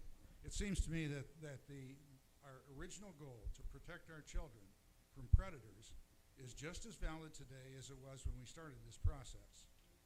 And in order to eliminate some of the confusion and make the document more understandable, I have revised and stripped a good deal of legalese out of the document drafted by HOA counsel and submitted it to you and Sean today, and hopefully by the time of the next meeting we'll have a redraft of it. I am prepared to call a meeting of the Rentals Committee to consider the revised document and, if approved, submit it to you for possible reconsideration by the residents at this fall's budget meeting. On the other hand, I don't want to waste the committee's time if you folks feel that reconsideration by the residents is not in order. Okay. Thank you, Dave. Any questions, comments? Don? I would make the comment that, you know, we definitely want to proceed with cleaning up the process and the amendment and try to make a better one and turn lemons into lemonade here. Absolutely, and I would agree with that, and we proceed that way. We did receive Dave's comments. We will submit them to the attorney and have him dress it up and tell him not to be so editorial about it, and come back with something that's pretty clean. In addition to that, I think that although our documents don't require secrecy except for elections, we use the protocol in which we can impose secrecy, which is fair, I think, to do that. And if it's by itself and done that manner, I think that ought to be a stipulation that we can use to clean up that part of the process too. If you talk about the ability to generate quorum, the ability to generate quorum is probably going to be most available to us at the budget time, so your recommendation at the budget meeting is probably a good time. That gives us, 6 months to have the process regurgitate it, make sure the community understands it, and give it a fair shot then. And I agree with you. I think that the drafting of that document and some of the misintended consequences kind of scuttled it, and I think that it's a noble cause and something we all need to really worry about a little. I would also recommend that once we get this redraft drawn up, we have a general managers meeting or a town hall where that it can be addressed and concerns can be addressed by the community, so that they're a part of the process. Absolutely, excellent idea. So we'll proceed that way, and thank you, Dave, for all your. Oh, Molly, I'm sorry. We in the villas have already instituted that. We went through the process. We got the 2/3 vote from our membership. In fact, it was a very overwhelming vote to do so. We also invited the attorney to the open session to address any concerns that our residents might have about that, so that it was done in a non-legal speak. It was done in a conversational tone so that every resident could completely understand the process. Okay. Any other comments? Anybody have any problems with where we're proceeding? Okay. I think the comment I have is just it shows the importance of a single vote. When we talk about anything, that really one person decided. So that's it's important that everybody votes, whether you're for or against something, and expresses your opinion. And just echoing that, we had 873 votes in the general election quantity. Of that, the next in line the candidate that didn't receive an acclamation for board was, I think, 42 votes behind the last one. So I mean, it's close. I mean, everybody's vote counts, and it's important to get out there and do it. And so, anyhow. I think we also should consider, the council and the advice we're getting and how things are written. Are we satisfied with that, or does that need some addressing? Yeah, you're right, Don. We really got to gut check what we're doing with that council. Good for some things, bad for others, and I have an appreciation for that. I think working with them all the time, and I know Dave and Sean do too, and there comes a time when we'll further really evaluate that. Right now, we got a lot of irons in the fire with them. That's not to say we shouldn't reconsider. And, they got to prove themselves every day. So, I agree. Okay. That's it, right? We threw all those? Okay. Consent agenda. I don't think you had any items for the consent agenda. That would have been too easy for today, right? unfinished business, Pine Island Gate. Let me just take a couple minutes to update on Pine Island Gate. I did speak with Tony Burdette yesterday. Basically, they've had their permit request into the city for, I think, 4.5 or 5 weeks, roughly that. And the city's done a good job with this. The city hasn't been sitting on it. But Taylor Morrison has went out for bid on the actual construction of the gate with several vendors, and he's getting the proposals back. One of the issues they ran into was that the design they picked up on was that because of the location of the posts on which the gate pivots, they were internal to the columns and roadside internal, and as such they encroached by inches upon the 12-foot requirement. So they have to redesign those posts either to bring them up and come probably inside the columns themselves, which is good for some things and bad for others. The permit that was in there was both a structural permit and gate design permit. The city is very particular and takes longer to do the structural. Marilyn, you may be able to comment on that, but Tony through the Waldrop Engineering advised of that. So the fact that it's now separate would allow them to get the gate design very soon, start on the process to build that gate, and then come back and get the structural, and it won't impede their being able to finish the job. The second part of that, and thanks to Councilwoman Stout for all that she's done on this, basically the city had asked us to go out and get an appraisal on the road external to our property, which is the extension of Sandoval Boulevard out to Pine Island. They need that in order to peg a fair market price on what that parcel would be, and they do that internally with the city. We went ahead and commissioned that person. We got he informed us yesterday that the quote's available, and all we got to do is pay him. We got it. So the check was cut yesterday for him. So we'll have that available to the city in probably early Monday or Tuesday next week. The basis then will be that they'll take that, do that evaluation, make a recommendation to council as to how to handle that in transferring that back. And Marilyn, maybe you can help comment on what that process is. Yes, when I talked to the department that was, well, Community Development Department is who handles it, and the individuals that I talked to, the reason this one is different from just, well, roads that end with a T, the property that's still there like on a cul-de-sac, it can be divided between the two properties and therefore put on the tax rolls. So therefore it's a win-win. The property owner has the additional land and the city has the additional taxes.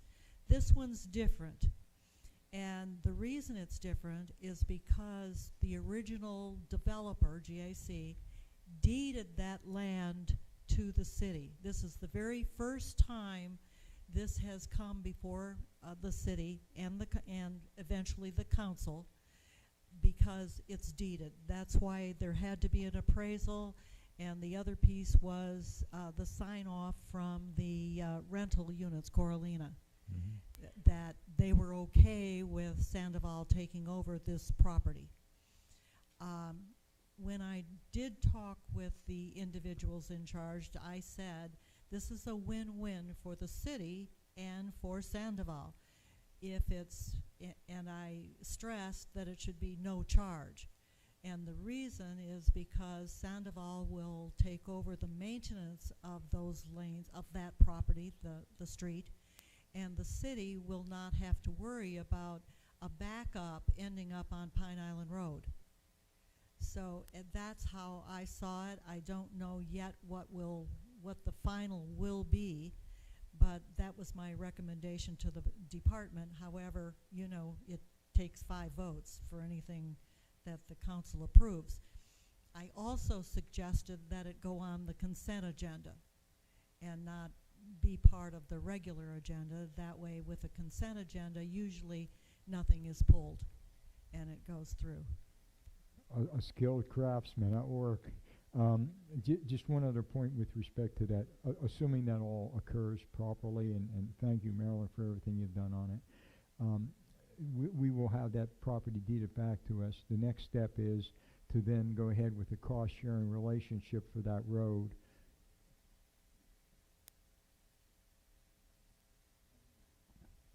You guys good? Okay, Charlie, I'm sorry. Let me just finish here and we'll come back to it. Okay, 1 second. Basically, so we have to work out a cost-sharing relationship with Phoenix Bay Ventures, the owner of Carolina. And I already talked to Dumas on it.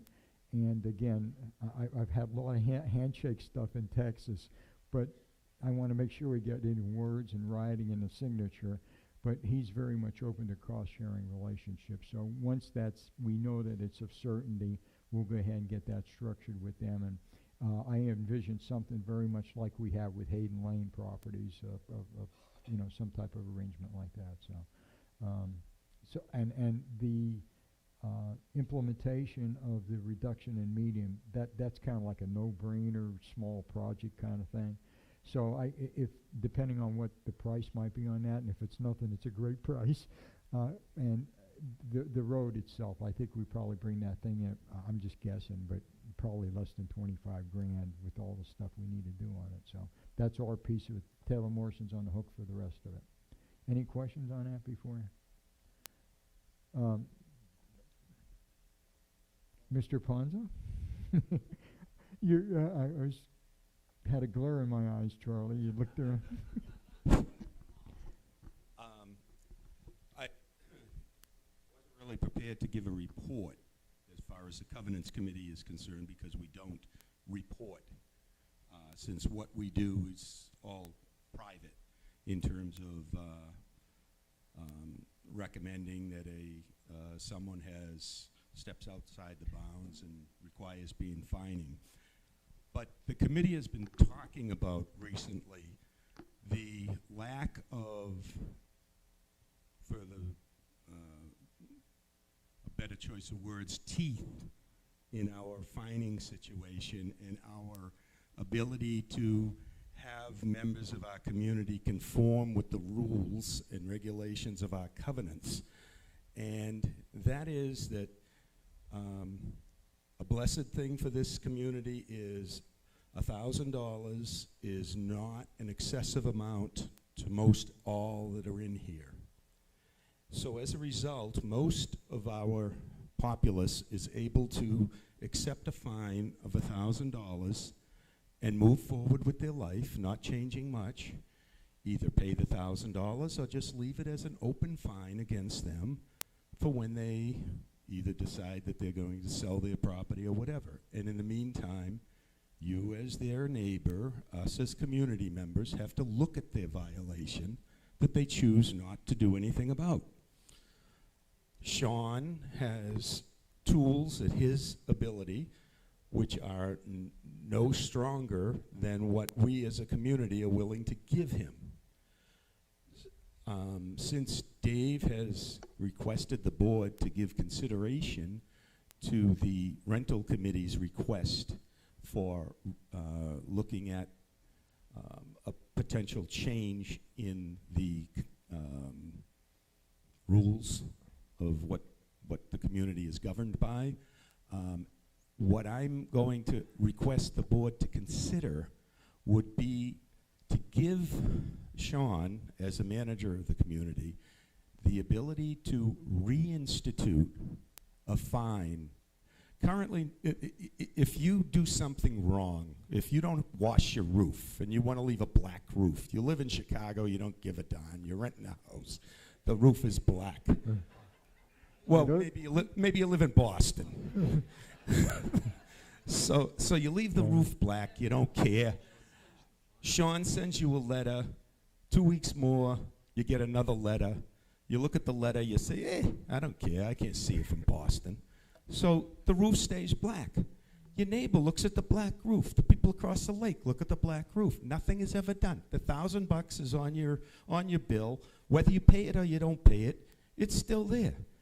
Well, how about if the board sees fit to do it, statute by the state allows for fining beyond the $1,000 limit.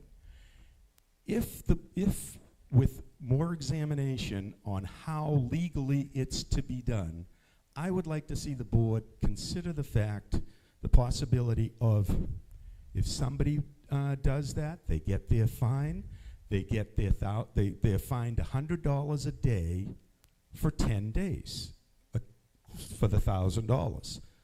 At that time, if they choose to not cooperate, not do what their community requested them to do, Sean begins the process again. Send them another letter. They don't respond. Send them a letter after that. That gives them another 2-week notice. We aren't killing these people. We're just requesting, please do what the community rules say. If at that time the person chooses to still ignore, 10 days, $100 a day, $1,000. How many times you want this to be able to be re-upped so that he has the ability to then, if that person chooses to then ignore again, maybe that can go up to 15 times. Oh, now I got some people's attention. $15,000 for not cleaning my roof. Maybe I should clean my roof. I live in Boston, but they're fining me 15 grand. When I sell the house, I'm going to lose that? What are you, crazy? So it might be something that we, as the board, might want to consider the possibility of doing that. I don't know what the method by which to do it, but the Covenants Committee has been somewhat frustrated by the fact that we get this piece of paper. It says that you didn't do it. Okay, you didn't do it. We crossed our T's and dotted our I's as a community to notify you that you're not doing what you're supposed to do. Well, the whole idea in the whole process is that people notice and they realize, they say, oh, gee, I made a mistake. I forgot to clean my roof. And they do it and everything's fine. But you do have those few exceptions that just choose to ignore. And this way, we could convince them so that then Sean is not just barking up a blank tree. That's... All right, thank you, Charlie. Just some general comments, and then let me address that point that you made, okay? I think that you guys, by the silence in the community of what you're doing, I think are doing it in a very professional way and executing very well. If you might, I'd like you to consider, because you guys are an official committee, of course, if you could pass on to Mike and the rest of the committee members, maybe reporting out in general the statistics of just keeping us appraised of, we had 7 or 8 processes this month that we concluded. And not any detail on who or what or when, but just a general summary. Maybe that would be helpful to help the community understand where you're at on it. With respect to your recommendation, Sean, could you look at that just from a general standpoint, come back with maybe some recommendations as to an approach on it? And of course, we're going to need some legal help on this thing too, but if you would come back with a recommendation. Yeah.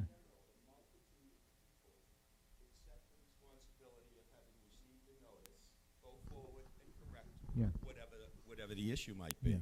Yeah. The multitude of people. It's the problematic ones that we have no ability to get their attention. Okay. Yeah, and it's not meant to be a punitive activity. No, it's not meant at to all. To enforce compliance. It and is to not meant to bring be that, compliance, so. but some require that. Absolutely. All right. Get a haircut.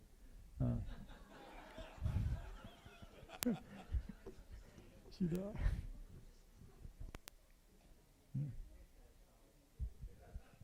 Just real quick, you do have the ability to increase the $100 per day where it caps at 1,000. I believe that would require an amendment change, but let me get the facts on the table, Okay. and I'll set it as a goal to report back at the next BOD. Yeah, I know the statute is broader than what our documents allow, so, okay. Okay, any other questions I'd love Charlie to sit down. Any other questions you guys have them? All right. would that require a 2/3 majority vote, or can the If board? it's a document change, likely it will, yes. It has been done, and there's, in our HOA magazine, there was a couple HOAs that have done it. One was for 5,000, and one down in Key Largo was for 50,000. So it can be done, but let me report back on what the requirements are on it. Okay, next item of business, Frank, you kind of already reported this out on the financial spread. You beat me to it. The point being is, because we need some extra things to talk about tonight, why don't you just go ahead? No, I'm just kidding. We're gonna drop that item. It's already been covered. So we got ARC guideline recommendations. I think we covered that through the response on Ed. The point is that we'll have a recommendation next month on some specific things, and then we'll get the updates shortly thereafter, and you'll report out on that. Committee charters. Sean, you want to pick up on that? Okay, we have charters for each committee, which I gave copies. All of you take a look at it. And the only one that's already, we have the chair in place is Mr. Frank Hennigan, the treasurer. Once you are elected to the treasurer position, which you were by your fellow board mates, then you are now the leader of the finance committee. The way that these committees work is the chairman or chairperson of each committee is appointed by the board, and then those chair people then look at the potential volunteers that have all applied, and they make the recommendation to the board in the subsequent meeting on their membership. It should be noted that the board is the final decision. So the board, I think we had a couple last year like that, where the board looked at the positions and had to have discussion. The board is the final say on it. With that, I'm going to go through these. And I will make recommendation on a GM level to the board, and then ask that you do a motion collectively for all of them. I don't think we need to do a motion for each individual one, but if somebody wants one pulled out for discussion, then you have the ability. Is everyone okay with that process? Okay. Okay. Okay, first, obviously, was what I just spoke about. Frank Hennigan will be the chair of the finance committee, and we don't have to do any more further on that.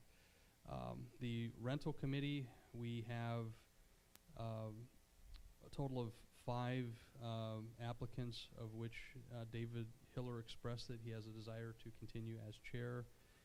Recommendation from the general manager for the rental committee is that Mr. Hiller be appointed as chair of that committee for a 1-year term. These terms go from the current period until the annual meeting in 2019. That's when they officially end. The covenants committee, Mr. Thalberg has been the chair and has expressed a desire to continue on that. And recommendation from the general manager is that the covenants committee, that the board consider Michael Thalberg as the chair of the covenants committee. There's a total of 7 applicants on that, and I think someone asked me how many that we have currently. We have currently 5, I believe, don't we? Yes, 5 on there. 6, 1 alternate. Okay. On that one, that's one that we don't have a charter. What I am going to do for the next meeting is the reason is the process is actually very defined in 720 on what the covenants committee does.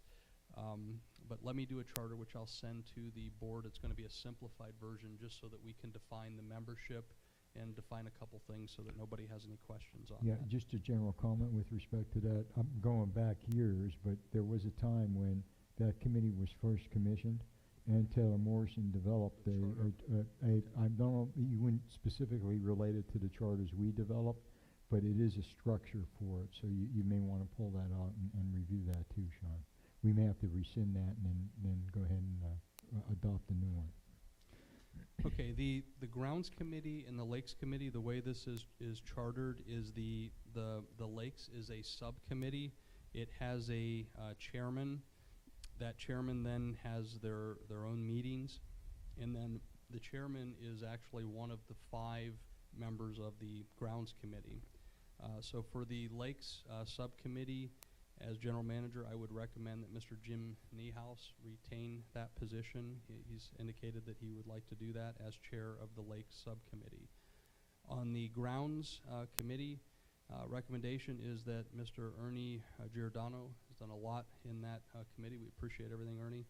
Recommendation is that Mr. Giordano be considered to represent the chair of the Grounds Committee.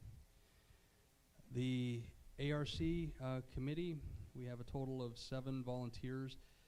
This is one there is a big learning curve on, and you have to learn all of the ARC and a whole bunch of things that go along with that. And I think Ed Fishburne has put a lot of time into that and helped the group. Recommendation is that the chair, Ed Fishburne, be retained as the chair for a 1-year term. The amenities committee is really the only one that I don't feel comfortable recommending because I just don't know enough about these people. I would note that the one lady, her name's Jean Vermeer, is that how you say it? Joan Vermeer? Okay. She was the only one that really put in a long bio, and just that should be noted. I mean, sometimes it's if you have someone just indicate that they want to be on a committee versus someone that takes the time to really sit down, write their qualifications to be considered. I think that should be considered as well. Did you have any comment on that, Al? I know you're the outgoing chair on that one. Talking to the mic, Al. Joan is an acquaintance of mine. We've played pickleball together at times. She did put in her bio that she was in a Girl Scout leader. She was a soccer coach, involved with the YMCA. She was in a lot of outdoor and sporting activities. So I do feel that she would be, as opposed to people that just said, please put me on the committee, at least she gave a bio that had some experience in those kind of activities. Yeah, are you aware, Al, anyone expressed an interest to be chair? No. Okay. All right. Juan? I took a lot of time reading over the bios and reading the emails that you gave to us that for potential candidates for these positions. She also was very involved in the Parks and Recs Department of Colorado Springs. She had quite a few things on her resume that indicated that she was highly involved in amenity-type issues. And of the candidates that had put their name in the hat, she was the only one that seemed to have the qualifications. And so I would recommend her as a chair, simply on that fact. All right, Mr. President, Okay. we have a recommendation for each committee, and you can do a motion in a collective roll unless one of the members wants to pull it So out. do I have a motion to collectively support the recommendations? You got a second? I just got one question. Sure. With that, did she show any interest in being chairperson? I don't want to put her on the chair and that she's insecure doing it. I haven't met her, Frank. She would have to accept the chair, yeah. Yeah, I'll tell you what, it almost sounds like maybe we ought to hold back on that one, and to ask get her. some more information and make sure, confirm that. I'm uncomfortable because I have not seen her resume. I'd like to see her resume, and somebody else, okay, I didn't see it. Resume. I just got this packet when I sat down here tonight. She's here? Oh, is she? Oh. We don't want to talk about you in third person if you're here. No? Okay. You can pull it out until the next meeting if you'd yeah, like. I mean. And if she. Okay, that's good. I'm fine with it. I trust your judgment. And Don, seriously, I didn't see the resume, so it may be in this package, but I haven't looked at that yet. I just got that. It was sitting on my desk when I got in here tonight at 20 to 6. So, well, I didn't have that opportunity or privilege. No one sent them to me. So. Okay. All right. So we got a do a collective Yeah, motion? yeah, do a collective motion, and we'll confirm with her to make Well, sure you can do it's the fine. motion in general, Joe. All of these positions are that the individuals will take them. Yeah, If yeah, it's not, assuming then that. we would bring we them got a back problem. individually. Okay, sounds good. So we got a first, we got a second. We got a second, okay. Further discussion? We discussed it a heck of a lot before we actually got involved. All those in favor? All right. Opposed? All right, unanimous. And I'll tell you what, I'm impressed that we had that many interested candidates, and that is excellent for, I think, I filling agree. those vacancies. I agree. It's I would good. like to also, while we're talking about the committees and the charters, just mention that we could do a little housekeeping, making sure that they're all consistent and have the same membership qualification requirements as were posted online. And if I have sent that information to Sean. And also, I think it's important that each one of these charters states for the chairman, if they decide to accept this responsibility, have two responsibilities that goes with being the chair. One is that the committee chairman will present a committee report at each board meeting, and the second is that the committee chairman will follow each meeting of the committee and prepare and submit a written report stating the date, time, location, members present, residents present, and a brief comment regarding the issues discussed and presented at the meeting, so we can have a record. This last year we had committees, they met, we don't have any record. I couldn't tell you who attended, I couldn't tell you whether there was resident input, and we need to have this information. Yeah, excellent recommendation, Don. I would support that strongly. We'll take a vote on it to make sure the board is consensusly supporting it. Again, it emphasizes what I talked about in the beginning. The way that we're going to be able to structure this thing going forward and keeping the thing on the tracks is through process, protocol, and visibility and transparency in what we're doing. There's no better way to do it than have it down on paper and exposing the people to that. Any issues with doing and adding those requirements into the charters? Okay, so do we need we don't need really a vote on this, we just add them into the charter, right? Or do you want to do a consensus vote? Okay. No, I would do a consensus Okay. vote contingent on having a consent. I'll send it to each member. Okay. Make sure that you're. All right, we'll do it that way. So all those in favor of that? I make a motion that we do some updating and some housekeeping on the existing charters so that they are all consistent and require more responsibility from the chairs to provide us with the written details of their meetings. No, she's supposed to do that verbatim in her minutes. We got a second? We got a second? All right. Any further discussion? I call a question. All those in favor? Looks like it passed unanimously. Thank you, Don. That in on the charters? That's it. And then what I'll do, Mr. President, is each one of those, I'll make sure that they are accepting the chair position, and then I will provide them with the candidates so that they can report back at the next meeting on their recommendations. Great, thank you. Expansion update, let me just introduce this.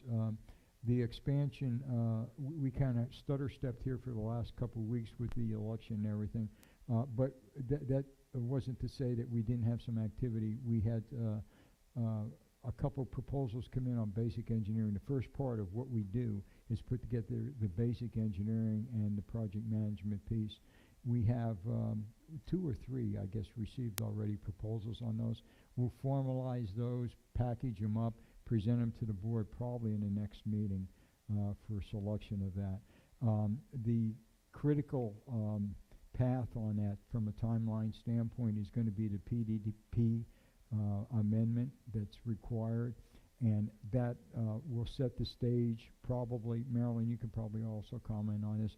I'm told that can take like almost a year. It's very important to get that PDP request into the city before the end of the year so that it's not stacked behind things that come in early, so that you're at least in queue for the beginning of the year.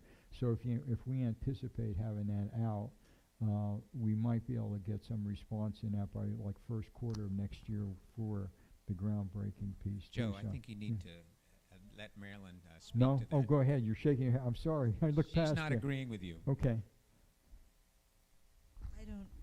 I don't know of PDPs lasting a year. Okay. I'm thinking maybe 3 or 4 months, Okay, depending good. upon what is presented. And I'm not sure, is it Steve that is doing the? We're not sure yet. Oh, you're not, okay. We're going to make that award in the next set. Present the proposals. The board will Okay, opine on it. then there so. are several yet that are proposed. Proposed, yeah. But I can't imagine anything lasting more than 3 or 4 months. Just to be honest with you, Steve did tell me that timeline, so he may be padding his deck a little bit already. So we'll yeah, sniff him maybe out. he's putting some. Yeah, maybe he needs some he fluff. is thinking that whatever he's going to submit isn't going to be accepted, so consequently Yeah. it would require more time. Mm. But I still can't imagine. Yeah, I think what I probably misspoke a little bit because he probably wouldn't have that available right away to submit, but he was telling me it would be a year before we have that approved. But I think he was anticipating having a final bought-off design and then taking that and putting it in the PDP. So probably that took a few months out of that in the beginning. But in any event, we're going to push the thing as hard as we can. The next step would be then after we get that process, and probably somewhere along that line, would be looking at a general contractor award, and that might be done on the basis of at-risk position, where we can put that contractor into managing the construction piece and have him at risk. In other words, he guarantees a guaranteed top price, and it's open book, so anything less than that, we can take some in our pockets as long as he gets his proper percentage vig on it. But that's probably the smart way to do it. We've had some interest from that point to do it. So, Don? When is the last time that this project would allow changes, if we make changes to the internal arrangement of the building, that we're requesting input from the residents? So that I want to make sure that we've promised them that they're going to be able to put some input, and I want to follow through with that. Well, there's a footprint that gets locked in fairly early in the process. That's when we approve the final footprint design. Within that footprint, there's some playing around that will go probably almost up until you start executing the specific bids for the activities. For instance, and I don't mean to just quick talk you on it.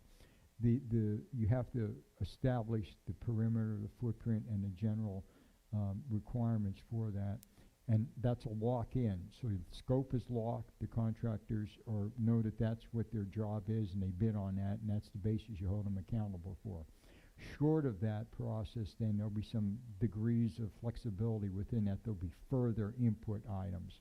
But by that time that we lock in that bid, we're going to know this should be the size of this place, this should be the size of this place, that kind of parameter. And then how we, the accoutrements that might be in it will be further I designed. think the community really wants to have some input, Absolutely. and I want to make sure that we allow that. Absolutely, yeah. There will be a point when the design gets locked down now, because that's the way you manage your project if you want it to come in on dollars. And then but hopefully we'll get all that process out of the way first. Sean, you have any comments about paralleling your resident meetings to pick up on? I know you said something in the next 3 weeks. Just to so you understand what he's thinking on getting the okay, you did. Oh, that's right, you did. All right. Alzheimer's kicking in. Yeah, okay. I'm used to my wife repeating, but Patty is still here? Oh, she's still here. Okay, Lakes Quality Solitude Summary Report. I don't think we have to beat this one to death. The report was published. He's going to come back with recommendations.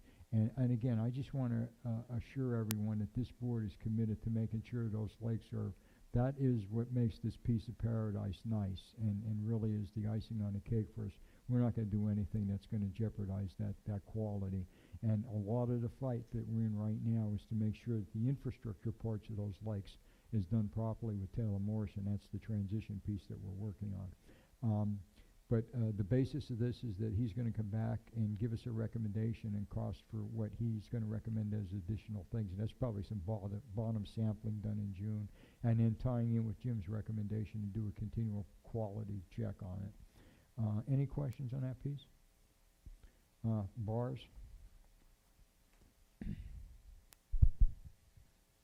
All right, on the bars, I'm going to go through a lot of things here.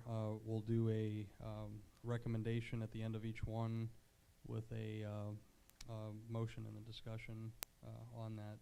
A couple of things for bars for the next meeting. We're going to start to be getting into the pool motors. I'm not sure if that's going to be done by the next meeting. The concrete is another big one that we're trying to finish up on. And two things I heard tonight, I'll have to get with the amenities group on bike racks and seating on the pier. That's going to be some of the other ones.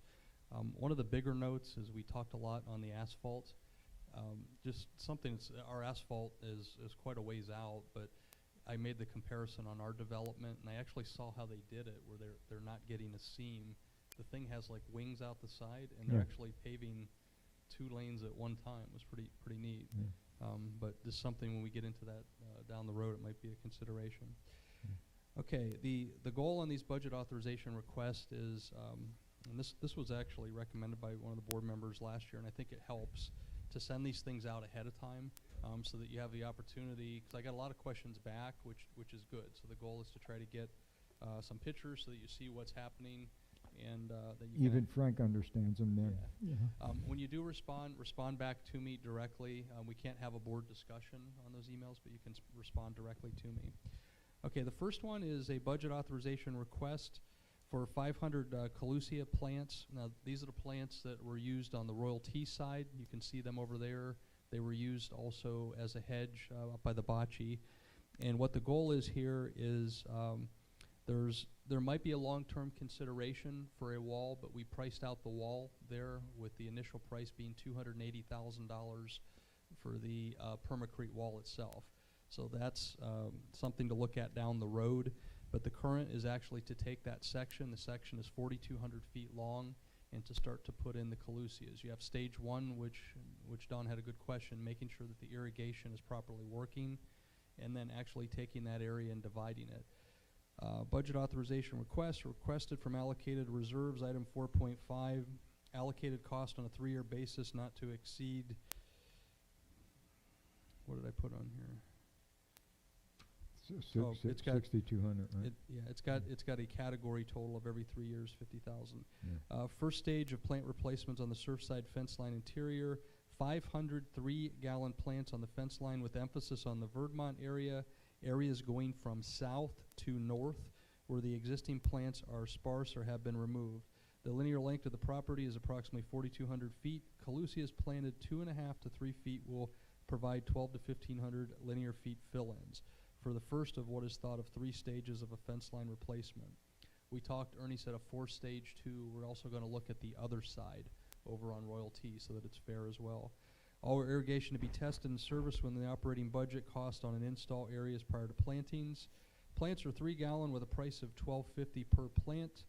And actually, Ernie renegotiated this. We are down to $12 a plant. So that's a savings of another $250. Installed with landscape warranty while under term of contract from Crawford. We priced it out from Brightview, Good and Green, and True Green at $12.50 to $15 per plant on varied plants with varied warranties. Recommendation to the board is authorization for approved funds to be used with Crawford Landscaping for Surfside plantings, with focus on plantings around the upcoming April rainy forecast. And you want to do the 6,250 and just put some extra plants, or do you want to do 6,000 even? I'll leave it open to my colleagues to comment. All right, leave it. Okay, so then we leave it, and that's going to, by Ernie, that's going to give us additional plants that we can put in there. 6,250 is the request to the board, recommendation to proceed. Okay, got a first recommend to accept. Don? Okay, second? I so move. Arthur second. Discussion? Put the question. All those in favor? Unanimously approved.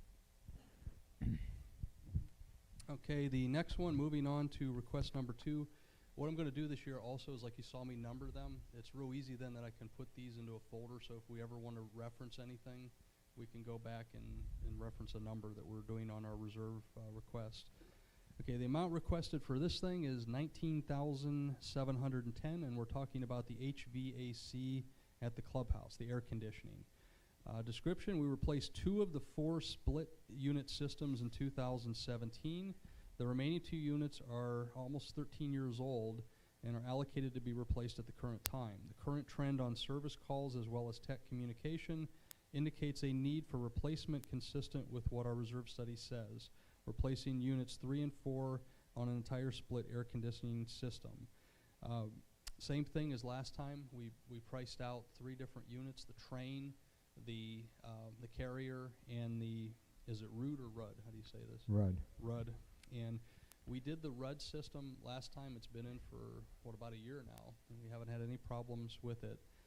Teague's air conditioners that installed our last units is lower in 2018 if we purchase 2 Rudd systems for $19,710. This includes the in and the air handlers out. Ellsworth Airy carries the train, was $21,684, depending on what warranty level we want, to $26,579 for comparable 4-ton units. $23,500 for a carrier product.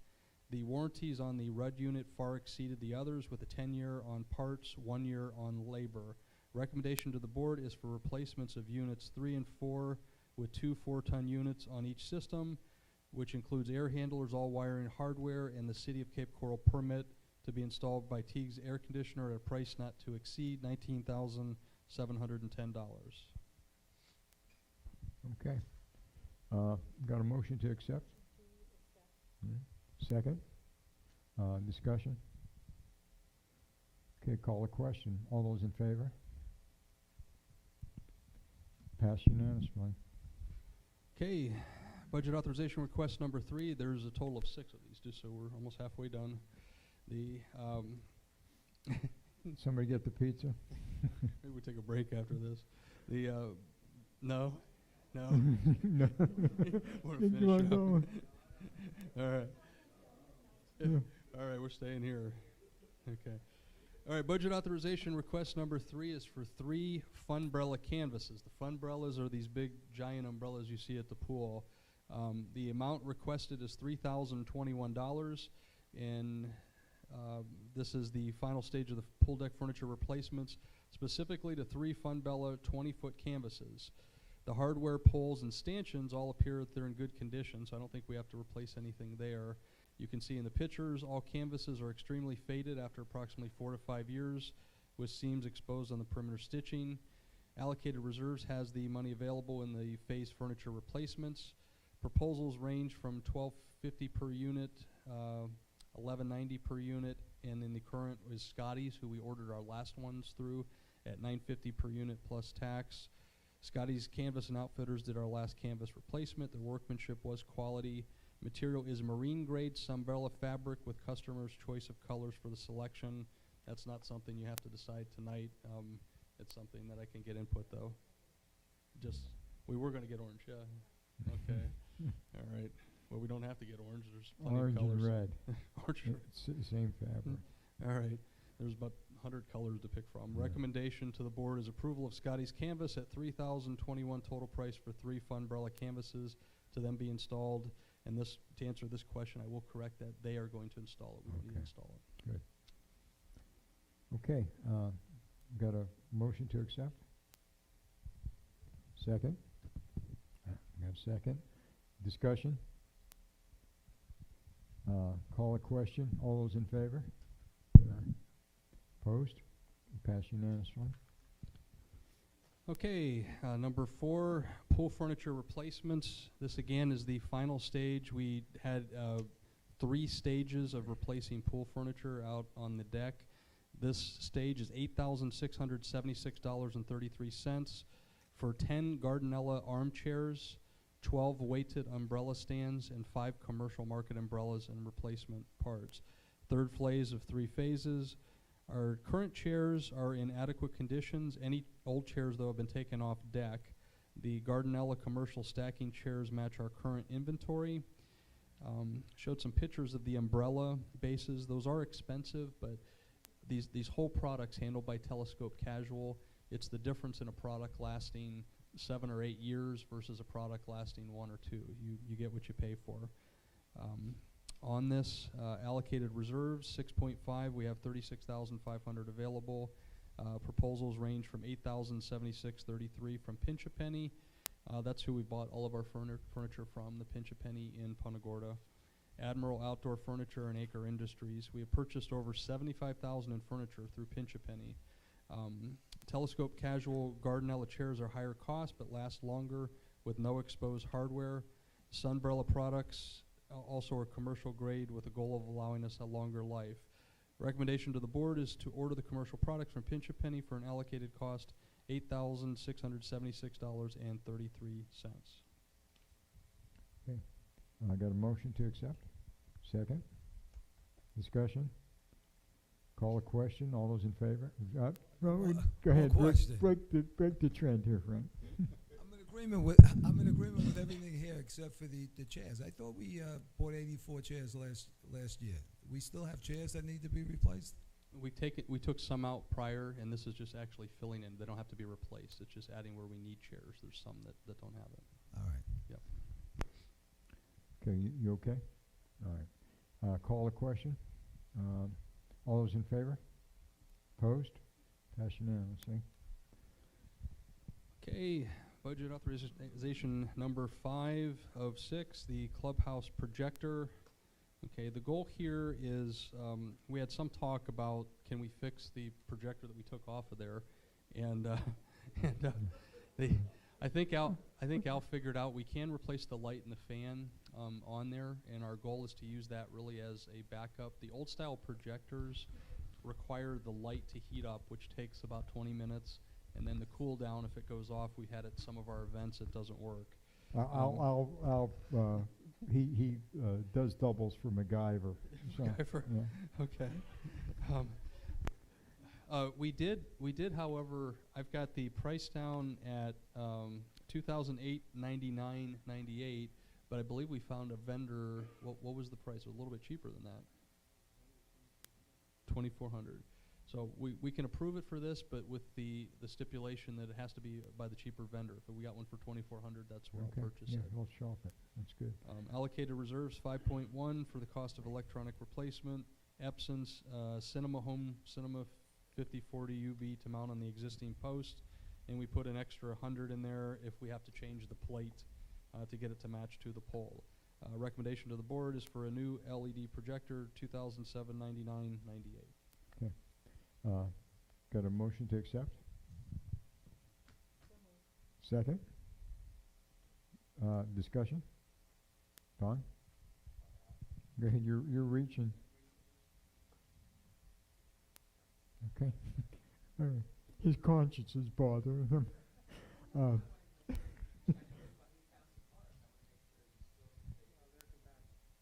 Yeah. Okay. And we've got other. We even thought like at the pool and stuff. Sometimes we'd like to do some things out there. So we'll make sure we're using them. Yeah. Frank. Yeah. Okay. Call a question. All those in favor? Opposed? Okay. Unanimous. Okay, this is the last one, and this will put us on a collectively. We got 6 projects that put us over a little over 40,000 on reserves. Okay, this is for club perimeter replacements. This involves 2 charcoal grills to be put out at our area that we've removed we had a single grill out there. The thought is we might look at doing a propane, but we're not sure with the expansion on what we're going to be getting into. So to do the 2 charcoal right now, and to replace 6 of those smoking pots. Smoking pots are pretty cheap. It was $3.34.50 for 6, and the grills were $2.48. Allocated reserves: adjustable powder coated pedestal grills, 2, 6 smoking pots. Total cost $1,012.34. Recommendation to the board is to replace those. Okay. Got a next motion to accept? Go ahead. Okay, not yet. Got a second? He's anxious.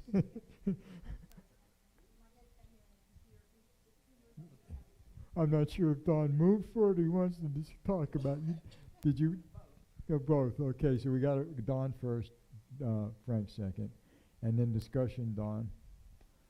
As a medical person, I would recommend that we make Sandoval a smoke-free environment for the health of all of us, and we won't need the smoking pots. You want to address that, Frank? How many people in the crowd smoke? Yeah. Yeah, nobody's raising their hand. Yeah. Okay. Yeah, it's an envious opportunity, Don, but you know. My recommendation, however, would be that we put them out and away from doors. There's nothing worse than you have to go through a door and you smell like the smoke that's just been lingering there, especially if you're a Good point. non-smoker. Certainly could make so many feet from each building a Absolutely, smoke-free yeah. environment, and I don't see anything wrong with that, really, Yeah. it's being serious. Yeah. Where's Jim Roy?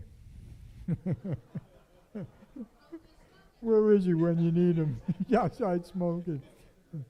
Okay. All right. Any further discussion? All good points, I think.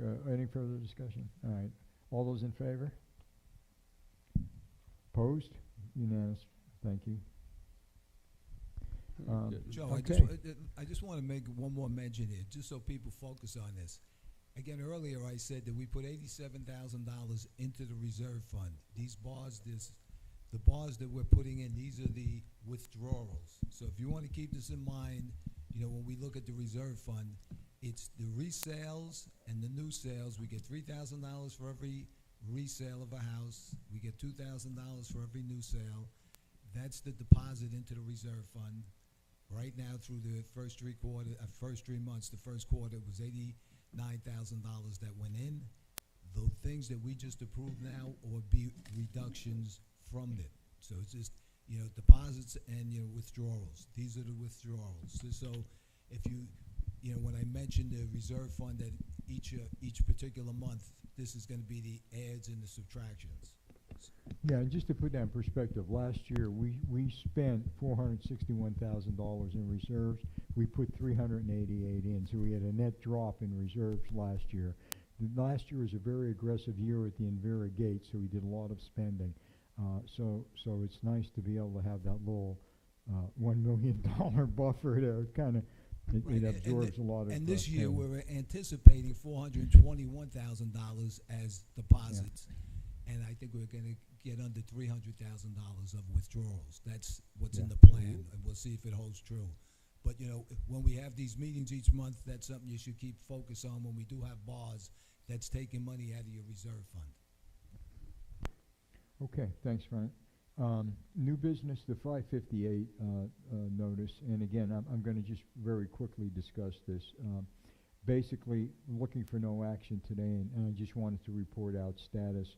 Again, I'm going to repeat that we asked the attorneys to put together kind of like a strategy paper for us where we define the factual basis as well as the legal basis in pursuing this claim and what price Glory to pursue that claim, how much they anticipate is going to be involved in the cost relative to that. When they are properly prepared to do that, present it to the board so that we can make an informed decision. We'll put it out in executive session to do that and have that meeting with them here and present to explain it. I would hope that we can do that next month. I'm not sure we can. We may call a special meeting to do that, to accommodate the hours of the attorneys too. So we'll try and work that out. But we'll probably have an appreciation for that. May 1st is what I've asked them to make sure that they're focused on that as a target date to be ready. And then we'll carry it forward from there. The issues with respect to accountability on the attorneys and driving them to deadlines, we've been somewhat successful with that, but I'm not satisfied with the response all the time, and I'll be perfectly up front with you on some of that stuff. So we're driving it a little bit harder now, so we're going to look for more accountability from them in that area. So, Don? One thing I want to ask the board, and Sean is talking about doing some cement work, and we've got a list of 22 cement issues that we presented to Taylor Morse in January of 2017, which is we're now in month 15, and they were going to do it, and some of them they were going to cut, and they had orange markings on the sidewalks where they were going to reshape, and the rain and the weather wipes them all off. Nothing's been done. You made the comment at on the annual session that they had done a lot of the cement issues. Well, in reality, the answer to that is they haven't done hardly anything. Okay. So my question is, are we going to continue to struggle along with I mean, I don't think we're talking $10,000 total in this. Get these things done and put it on your 558, or continue to, them say they're going to do it and then nothing ever happens. Yeah. What's the plan? Yeah, one of the things with respect, are they in phase 3 that you're talking about? Most of them are? Yes, they are. See, phase 3 is accountability on the developer from a transition standpoint and his completing of his developer's job. They may not fall under this, but we can certainly complete them and send them a damn invoice. Well, I just wonder, what is the more prudent thing at this point to do? Yeah, well, I mean, I'm tired of getting slow talked on. Well, the other thing is the type of things that we're seeing them do is not high quality. Yeah. And if we're in charge of getting the vendor and getting the job done, and then we go after them for the bill. I mean, one of the things was the new cement pads they put in, the landscaping around them. They're a trip hazard. Okay.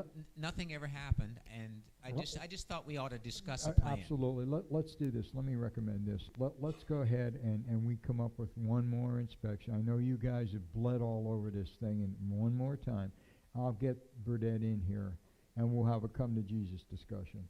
Okay. Okay, and we'll lay it out in no uncertain terms. If we're going to do the work, we're going to invoice you for it, and look for accountability. Either we'll lien your damn property or something. I'm talking out of the side of my head, but the point is, we'll absolutely. Still, we've not gotten anything Yeah, done. but again, separate from the 558 issue, so that's a different thing. Okay, Molly. Jim Lawanda is going to be retiring very soon, and his retirement date is July, but he has enough vacation and sick leave and what have you that's coming up in about a month. And I know for a fact I was with him doing some of the walkthroughs on this, what the areas that they have done, especially in the villas. They've haphazardly replaced the drainage gutter. I walked it. He's standing there on top of cracks and chunks out, calling the company and saying, you haven't finished the job. They still have not returned. Yeah. So yeah, it may well need to be us that takes care of Absolutely. this. And the only thing that Taylor Morrison understands is money. So we get them by the short curlies on the money side, and that's the way to do it, I think. So figure out a way of doing it. And the other issue is an issue that the residents have with their fence. Irma was last fall, and they still don't have their fence replaced. Yeah. Okay. Enough colorful language. Don't put that in the minutes. I said don't put that in the minutes. Yeah. That's a co-region term.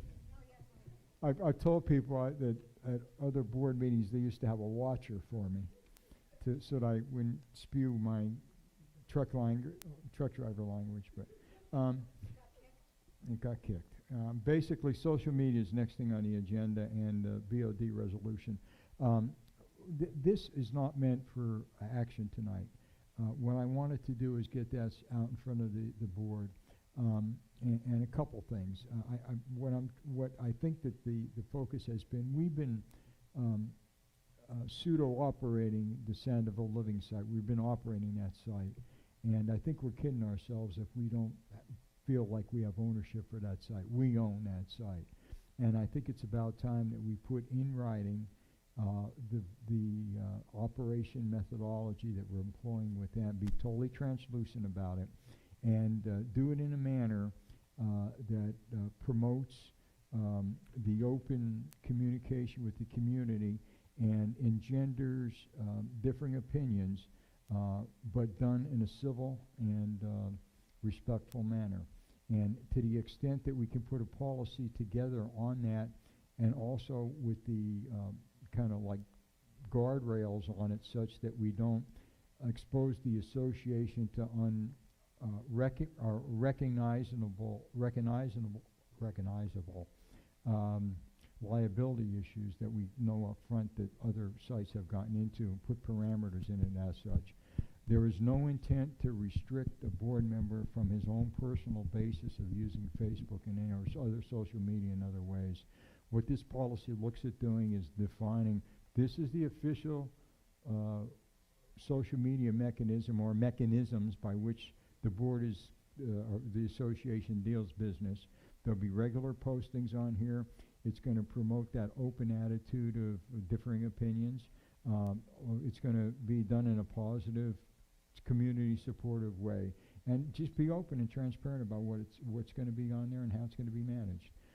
And then make sure that directors who participate on their own personal behalf, it's understood that they're doing so on their own personal behalf and they don't reflect board opinions. When the board has something that's going to go on, a posting or something, we'll as a group consensusly agree to that in a consensus manner. And looking for the accountability and standard of conduct that we expect board members to do on social media. So that's the mechanism. It's trying to do a couple other things. What I'd like you to do is digest it. We'll talk about this either next meeting or maybe even 2 meetings from now or whatever.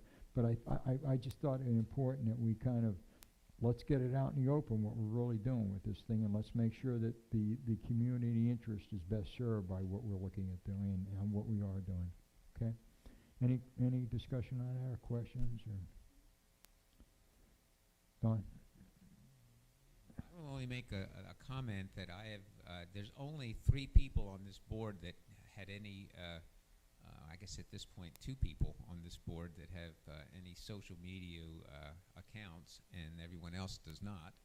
And I solicited opinions of people that are involved in social media, and I haven't found one that liked that resolution. So I would be very hesitant to continue to put that forward at this point. I think we've got some communication things that we can certainly work on, and if that would be part of a whole total package, maybe at some point it could be addressed. But I would strongly suggest that we kind of table that for now. Well, I would like you to look at it further and come back with the comments after we all digest it, maybe as well as you have, and maybe we'll have different opinions on it.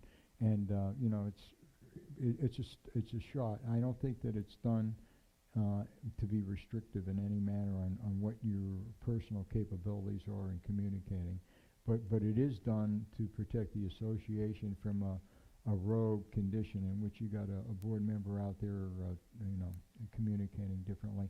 And it's not only to do it for our board, but for future boards, and who knows what the composition of those might be too.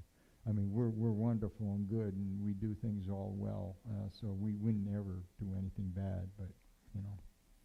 Okay, so just please consider for next time and or for a future activity, and be objective about it, please, all right? Okay, the next, let me make sure I got the right process. Okay, the next is board topics and eyes and ears communication protocol. And again, I don't think there's a silver bullet on communications, just an introduction to this. I think that what's important, and give all credit to Rob Zakovic, who was on and promoted this last time. I think it's important that when we communicate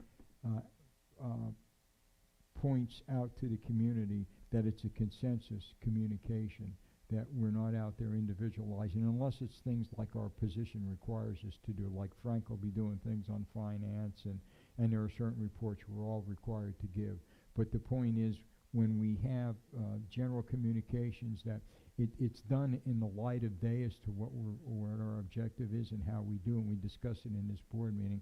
And I would even proffer that we have a standing agenda item of what kind of things do we think are important based on this meeting and or the circumstances that we want to have placed in eyes and ears for this next week or the next 2 or 3 weeks, and do that as a group, open communications on it, and elicit input on that in the sunshine of day, you know, here. So That's the approach. Don?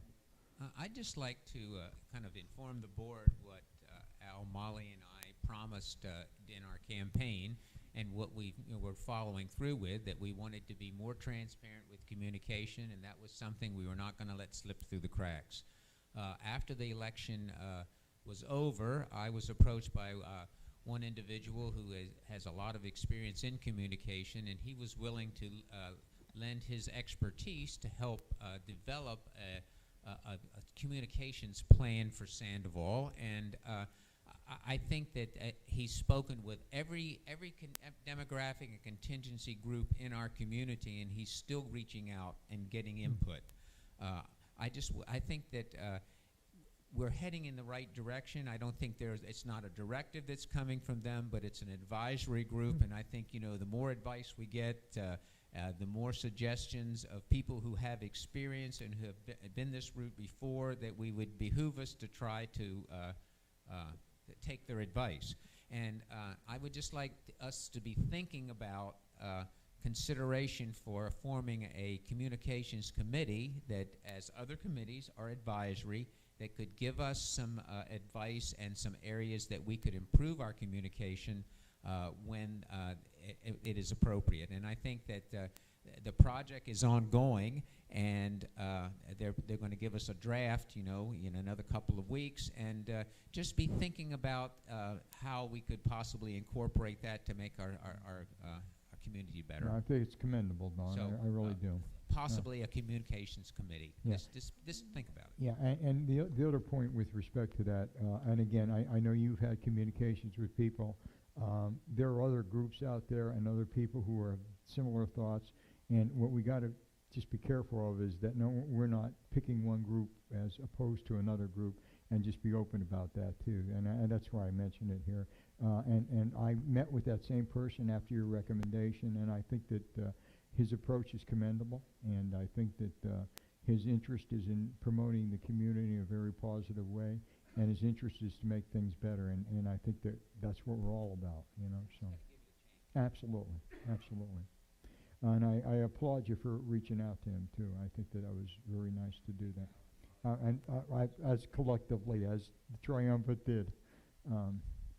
Okay, anything else on that?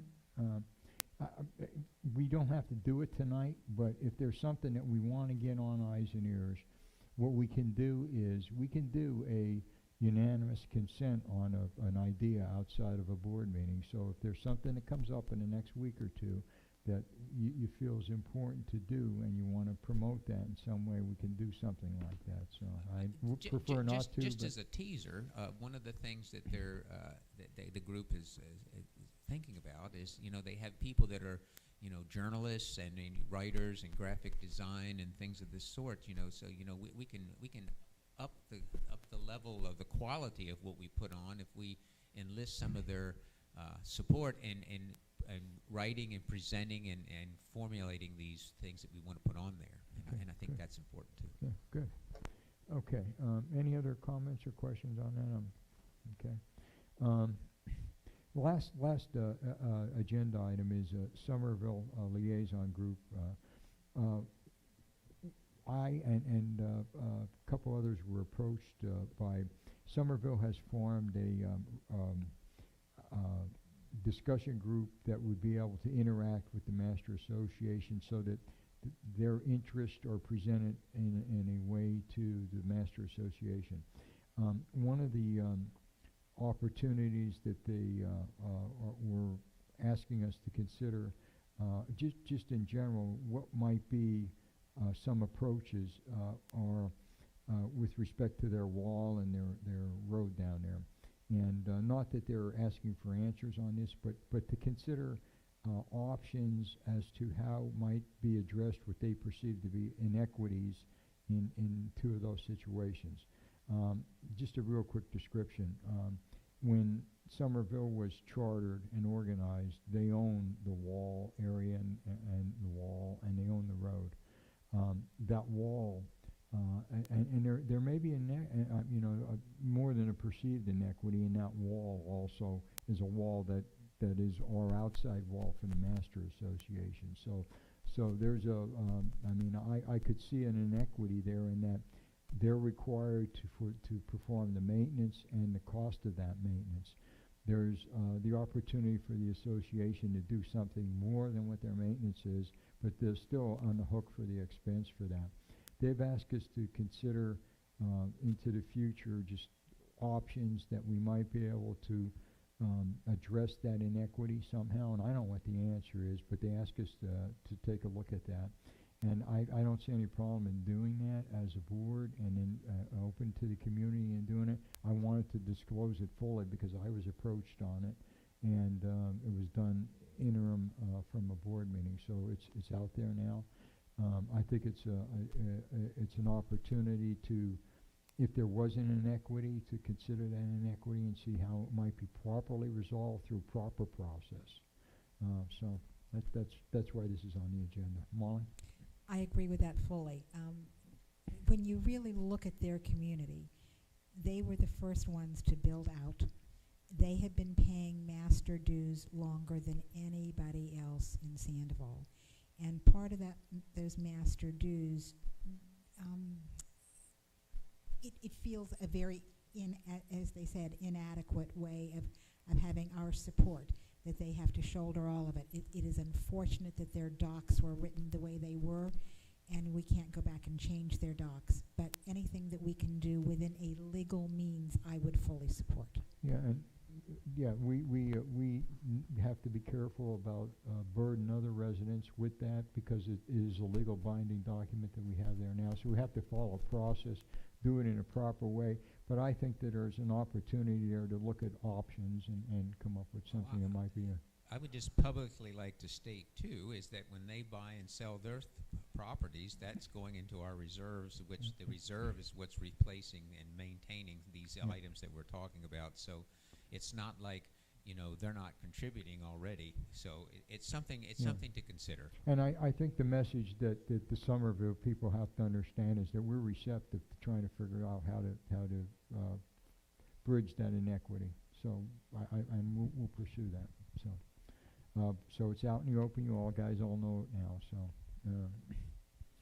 okay, we're going to adjourn to the resident comments section. I had one quick Oh, thing I'm that sorry. we had a special projects coordinator, Mr. Swaggart, Yeah. and what he was tasked with in 2017 was a one-year term for water, utilities, and any task by the board or management. My recommendation to the board is going to be that we continue with Mr. Jim Swaggart for another year as our special projects coordinator. He's done a lot for us, and I would recommend to the board that you consider that. Good. We got a motion to accept. Second. Okay. Discussion. I just highlight what you said. Jim's done is he here? I can talk about him behind his back then. But he's done a phenomenal job, and the guy has more energy than anybody I've seen. He's like a dog on a bone. That's it for my discussion. The guy's good in what he does. All those in favor? None opposed. Accept it. Okay. We go. Yeah. Motion to. We got a motion to adjourn. Got a second? We discuss the next meeting. Yeah, well, I was gonna bring that up for the residents to help us discuss that. Well, What I would propose, and I'm gonna open, I'll say it now, and then what we'll do is we'll allow them to comment on it, because I think it's important. My thought process was that we would do the next one at night too. And what I would do is, it's 9 o'clock now. I don't know if 6 o'clock is the right time to start, maybe 5:30 is, I don't know. I'd like to get input and hear what your feelings are, whether 5 o'clock, 5:30, 6 o'clock, 7 o'clock. You know, it all depends how much you want to listen to me talk or these guys talk. But basically, I'd like to get an indication of what's best for, you know, some people have to hurry up home and get up here or so.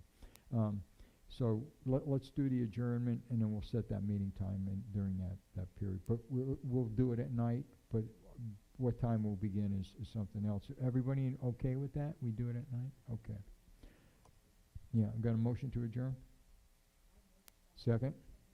All right, now all those in favor? We're adjourned. Okay, let's open up to open topics. Sean, you want to?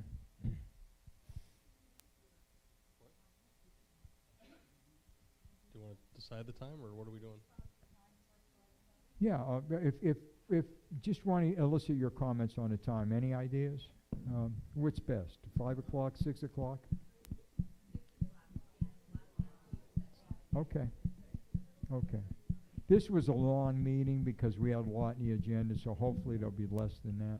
But I think I got 12 bars for the next meeting, so. okay, No, I'm good. just kidding. Okay. Go ahead, John. All right, any other comments to the board? Mr. Ponzo? Again, with the big mouth. I would like to request that the Not at board all, buddy. Thank you. consider an addition to the staff here in Sandoval. I think there's a severe need for a landscape manager, someone who is in fact the person that goes to Brightview and says to their manager that they've put on site, where are you today? What are you accomplishing? And let me know how it's come out. And then that person goes there, makes sure that their trimming crew was there, that they did what they were supposed to do. In fairness, it's a huge job. This guy can't do it. There's no way he can take care of what needs to be done on a regular basis for running this property and manage the largest contract for the biggest amenity that we have in Sandoval. The largest amenity is our landscape. When Bonita Bay built this community, they built it similar to their communities that they've built in the high-end areas, except for they didn't build it with a golfing community. The golfing communities that they built with all the beautiful landscaping have in-house landscapers with a manager of that group to then take care of the general maintenance of the other items. So there's always somebody on hand. If there's fronds that are falling off trees, there is a person that is employed on a regular basis by those communities that the person who's running the golfing crew can tell them, hey, Joey, go out there and grab those fronds. Get them out of there. They look like hell. They're in the middle of the parkway. We don't have that. Fronds fall off the trees. If we have a landscape manager here that's able to then say, hey, listen, I'm driving around. I got my little gator here. Let the landscape contractor that we contract provide a gator for this guy. There's no reason in the world. What is the contract? It's between Brightview and we're over $1 million. Over $1 million that we're spending on a regular basis. That's not going to change. It's only going to go up. And we have, and I don't mean this in any way derogatory. We have nobody watching over them. We're expecting them to police themselves. How ridiculous is that? One of the things, and this is actually, I mean, it's not a retort or anything, but the some of our other properties have what we have with the common area. We have everything broken down into zones, because even like on the common, it would be an impossibility to expect one person to go out and report everything. So we divided it into zones, and when you come to our meetings, on the common it's very organized. So zone 1 will report what's happening, zone 2 will report, and zone 3 will report. On the residential, we don't have that. One of the things that might be a consideration is like what Esplanade in Naples has. They have a residential group that's similar to the common area where they report back, and then the management, you're dealing directly, just like we do with the common areas. That might be a consideration also. Do you want to make a recommendation, John? Sean, take a look at that and see what you might want to come back with. What I can do is I can get how she's actually got her group structured and report back at the next okay. meeting. All right. Yeah, by the way, I was just advised that they kicked all of the press out of the Pentagon. For those who understand what that's all about, there's probably something imminent ready to go down with, in the Mideast, so, no. Okay, do we have any other questions? Don Good. told me. We got two right there. We got Jack. Thanks, Sean. I just want to speak quickly to the Somerville point. First of all, thank you for giving us some consideration. Let me just put it in a nutshell. The Somerville residents pay exactly the same fees, assessment fees, as everybody else in this community. Part of those fees go into reserves. When it comes time to repair, replace the Verdmont wall, those reserve funds will look after that. When it comes time to repair and replace the Somerville wall, according to the documents, Somerville has to find their own money on that. The Somerville condos, every time there's a condo sold, a portion of that condo, $3,000 goes directly into reserves, exactly the same as the homes. Set aside the fact that the turnover in condos is even greater, once again, those reserve funds won't go to resurfacing Somerville's road, but it'll go to reserving Joe's Road, Charlie's Road, everybody's road. That's it in a nutshell. So thanks very much for considering it. Yeah. And Jack? Jack, just to make one more comment on that, I spoke to Dumas a little bit about the logic and as to why that property was deeded to Somerville at the time. He didn't have an explanation. He thought that it was probably a mistake because they normally wouldn't do that. And so, I mean, it is what it is, but that's his perspective on it. So. Question, Marlene? As you know, Joe, my pet peeve has been committees. I looked at charters. I looked at charters for one particular committee, and it said, the committee will, the committee will, the committee will. The committee didn't. So you went against your own charter. You said you want more communication from residents, but yet you're narrowing committees down. I know last time there were openings on committees. Some people were rejected that had the resumes that they should have had. Why should that be? Why can't the committees have a specific time that they meet every month so that everybody can go to their meetings? I mean, one of our problems is communication, and I think those committees can be a real good way for residents to communicate, but not the way they're done now. Most people don't even know when committees are meeting.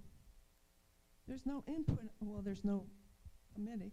I mean, you just talked about how wonderful the landscape committee is set up. That you know, that's not true necessarily. I mean, they're not working like they should be working. You say you have committees, you say they're working, but some of them aren't. And that's got to stop. That was part of the problem in this last election, and I think it needs to really be shored up this time. So we have committees that are open to people who want to be on the committees. Well, I think, yes, everybody's going to be considered. We had quite a few applicants, and everybody's we're going to look at, in fairness.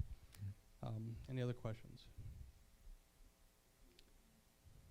Is everybody more hungry than you are interested in? All right, I think that's it. Listen, guys, thank you so much. Appreciate it. Hey, we're going to get better every time, and we're trying. So thank you. Appreciate it. Yeah, it's going to be the third Thursday. What is that? Pardon me?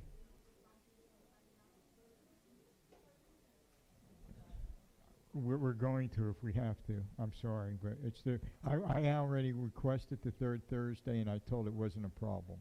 So I don't know. I can't answer that.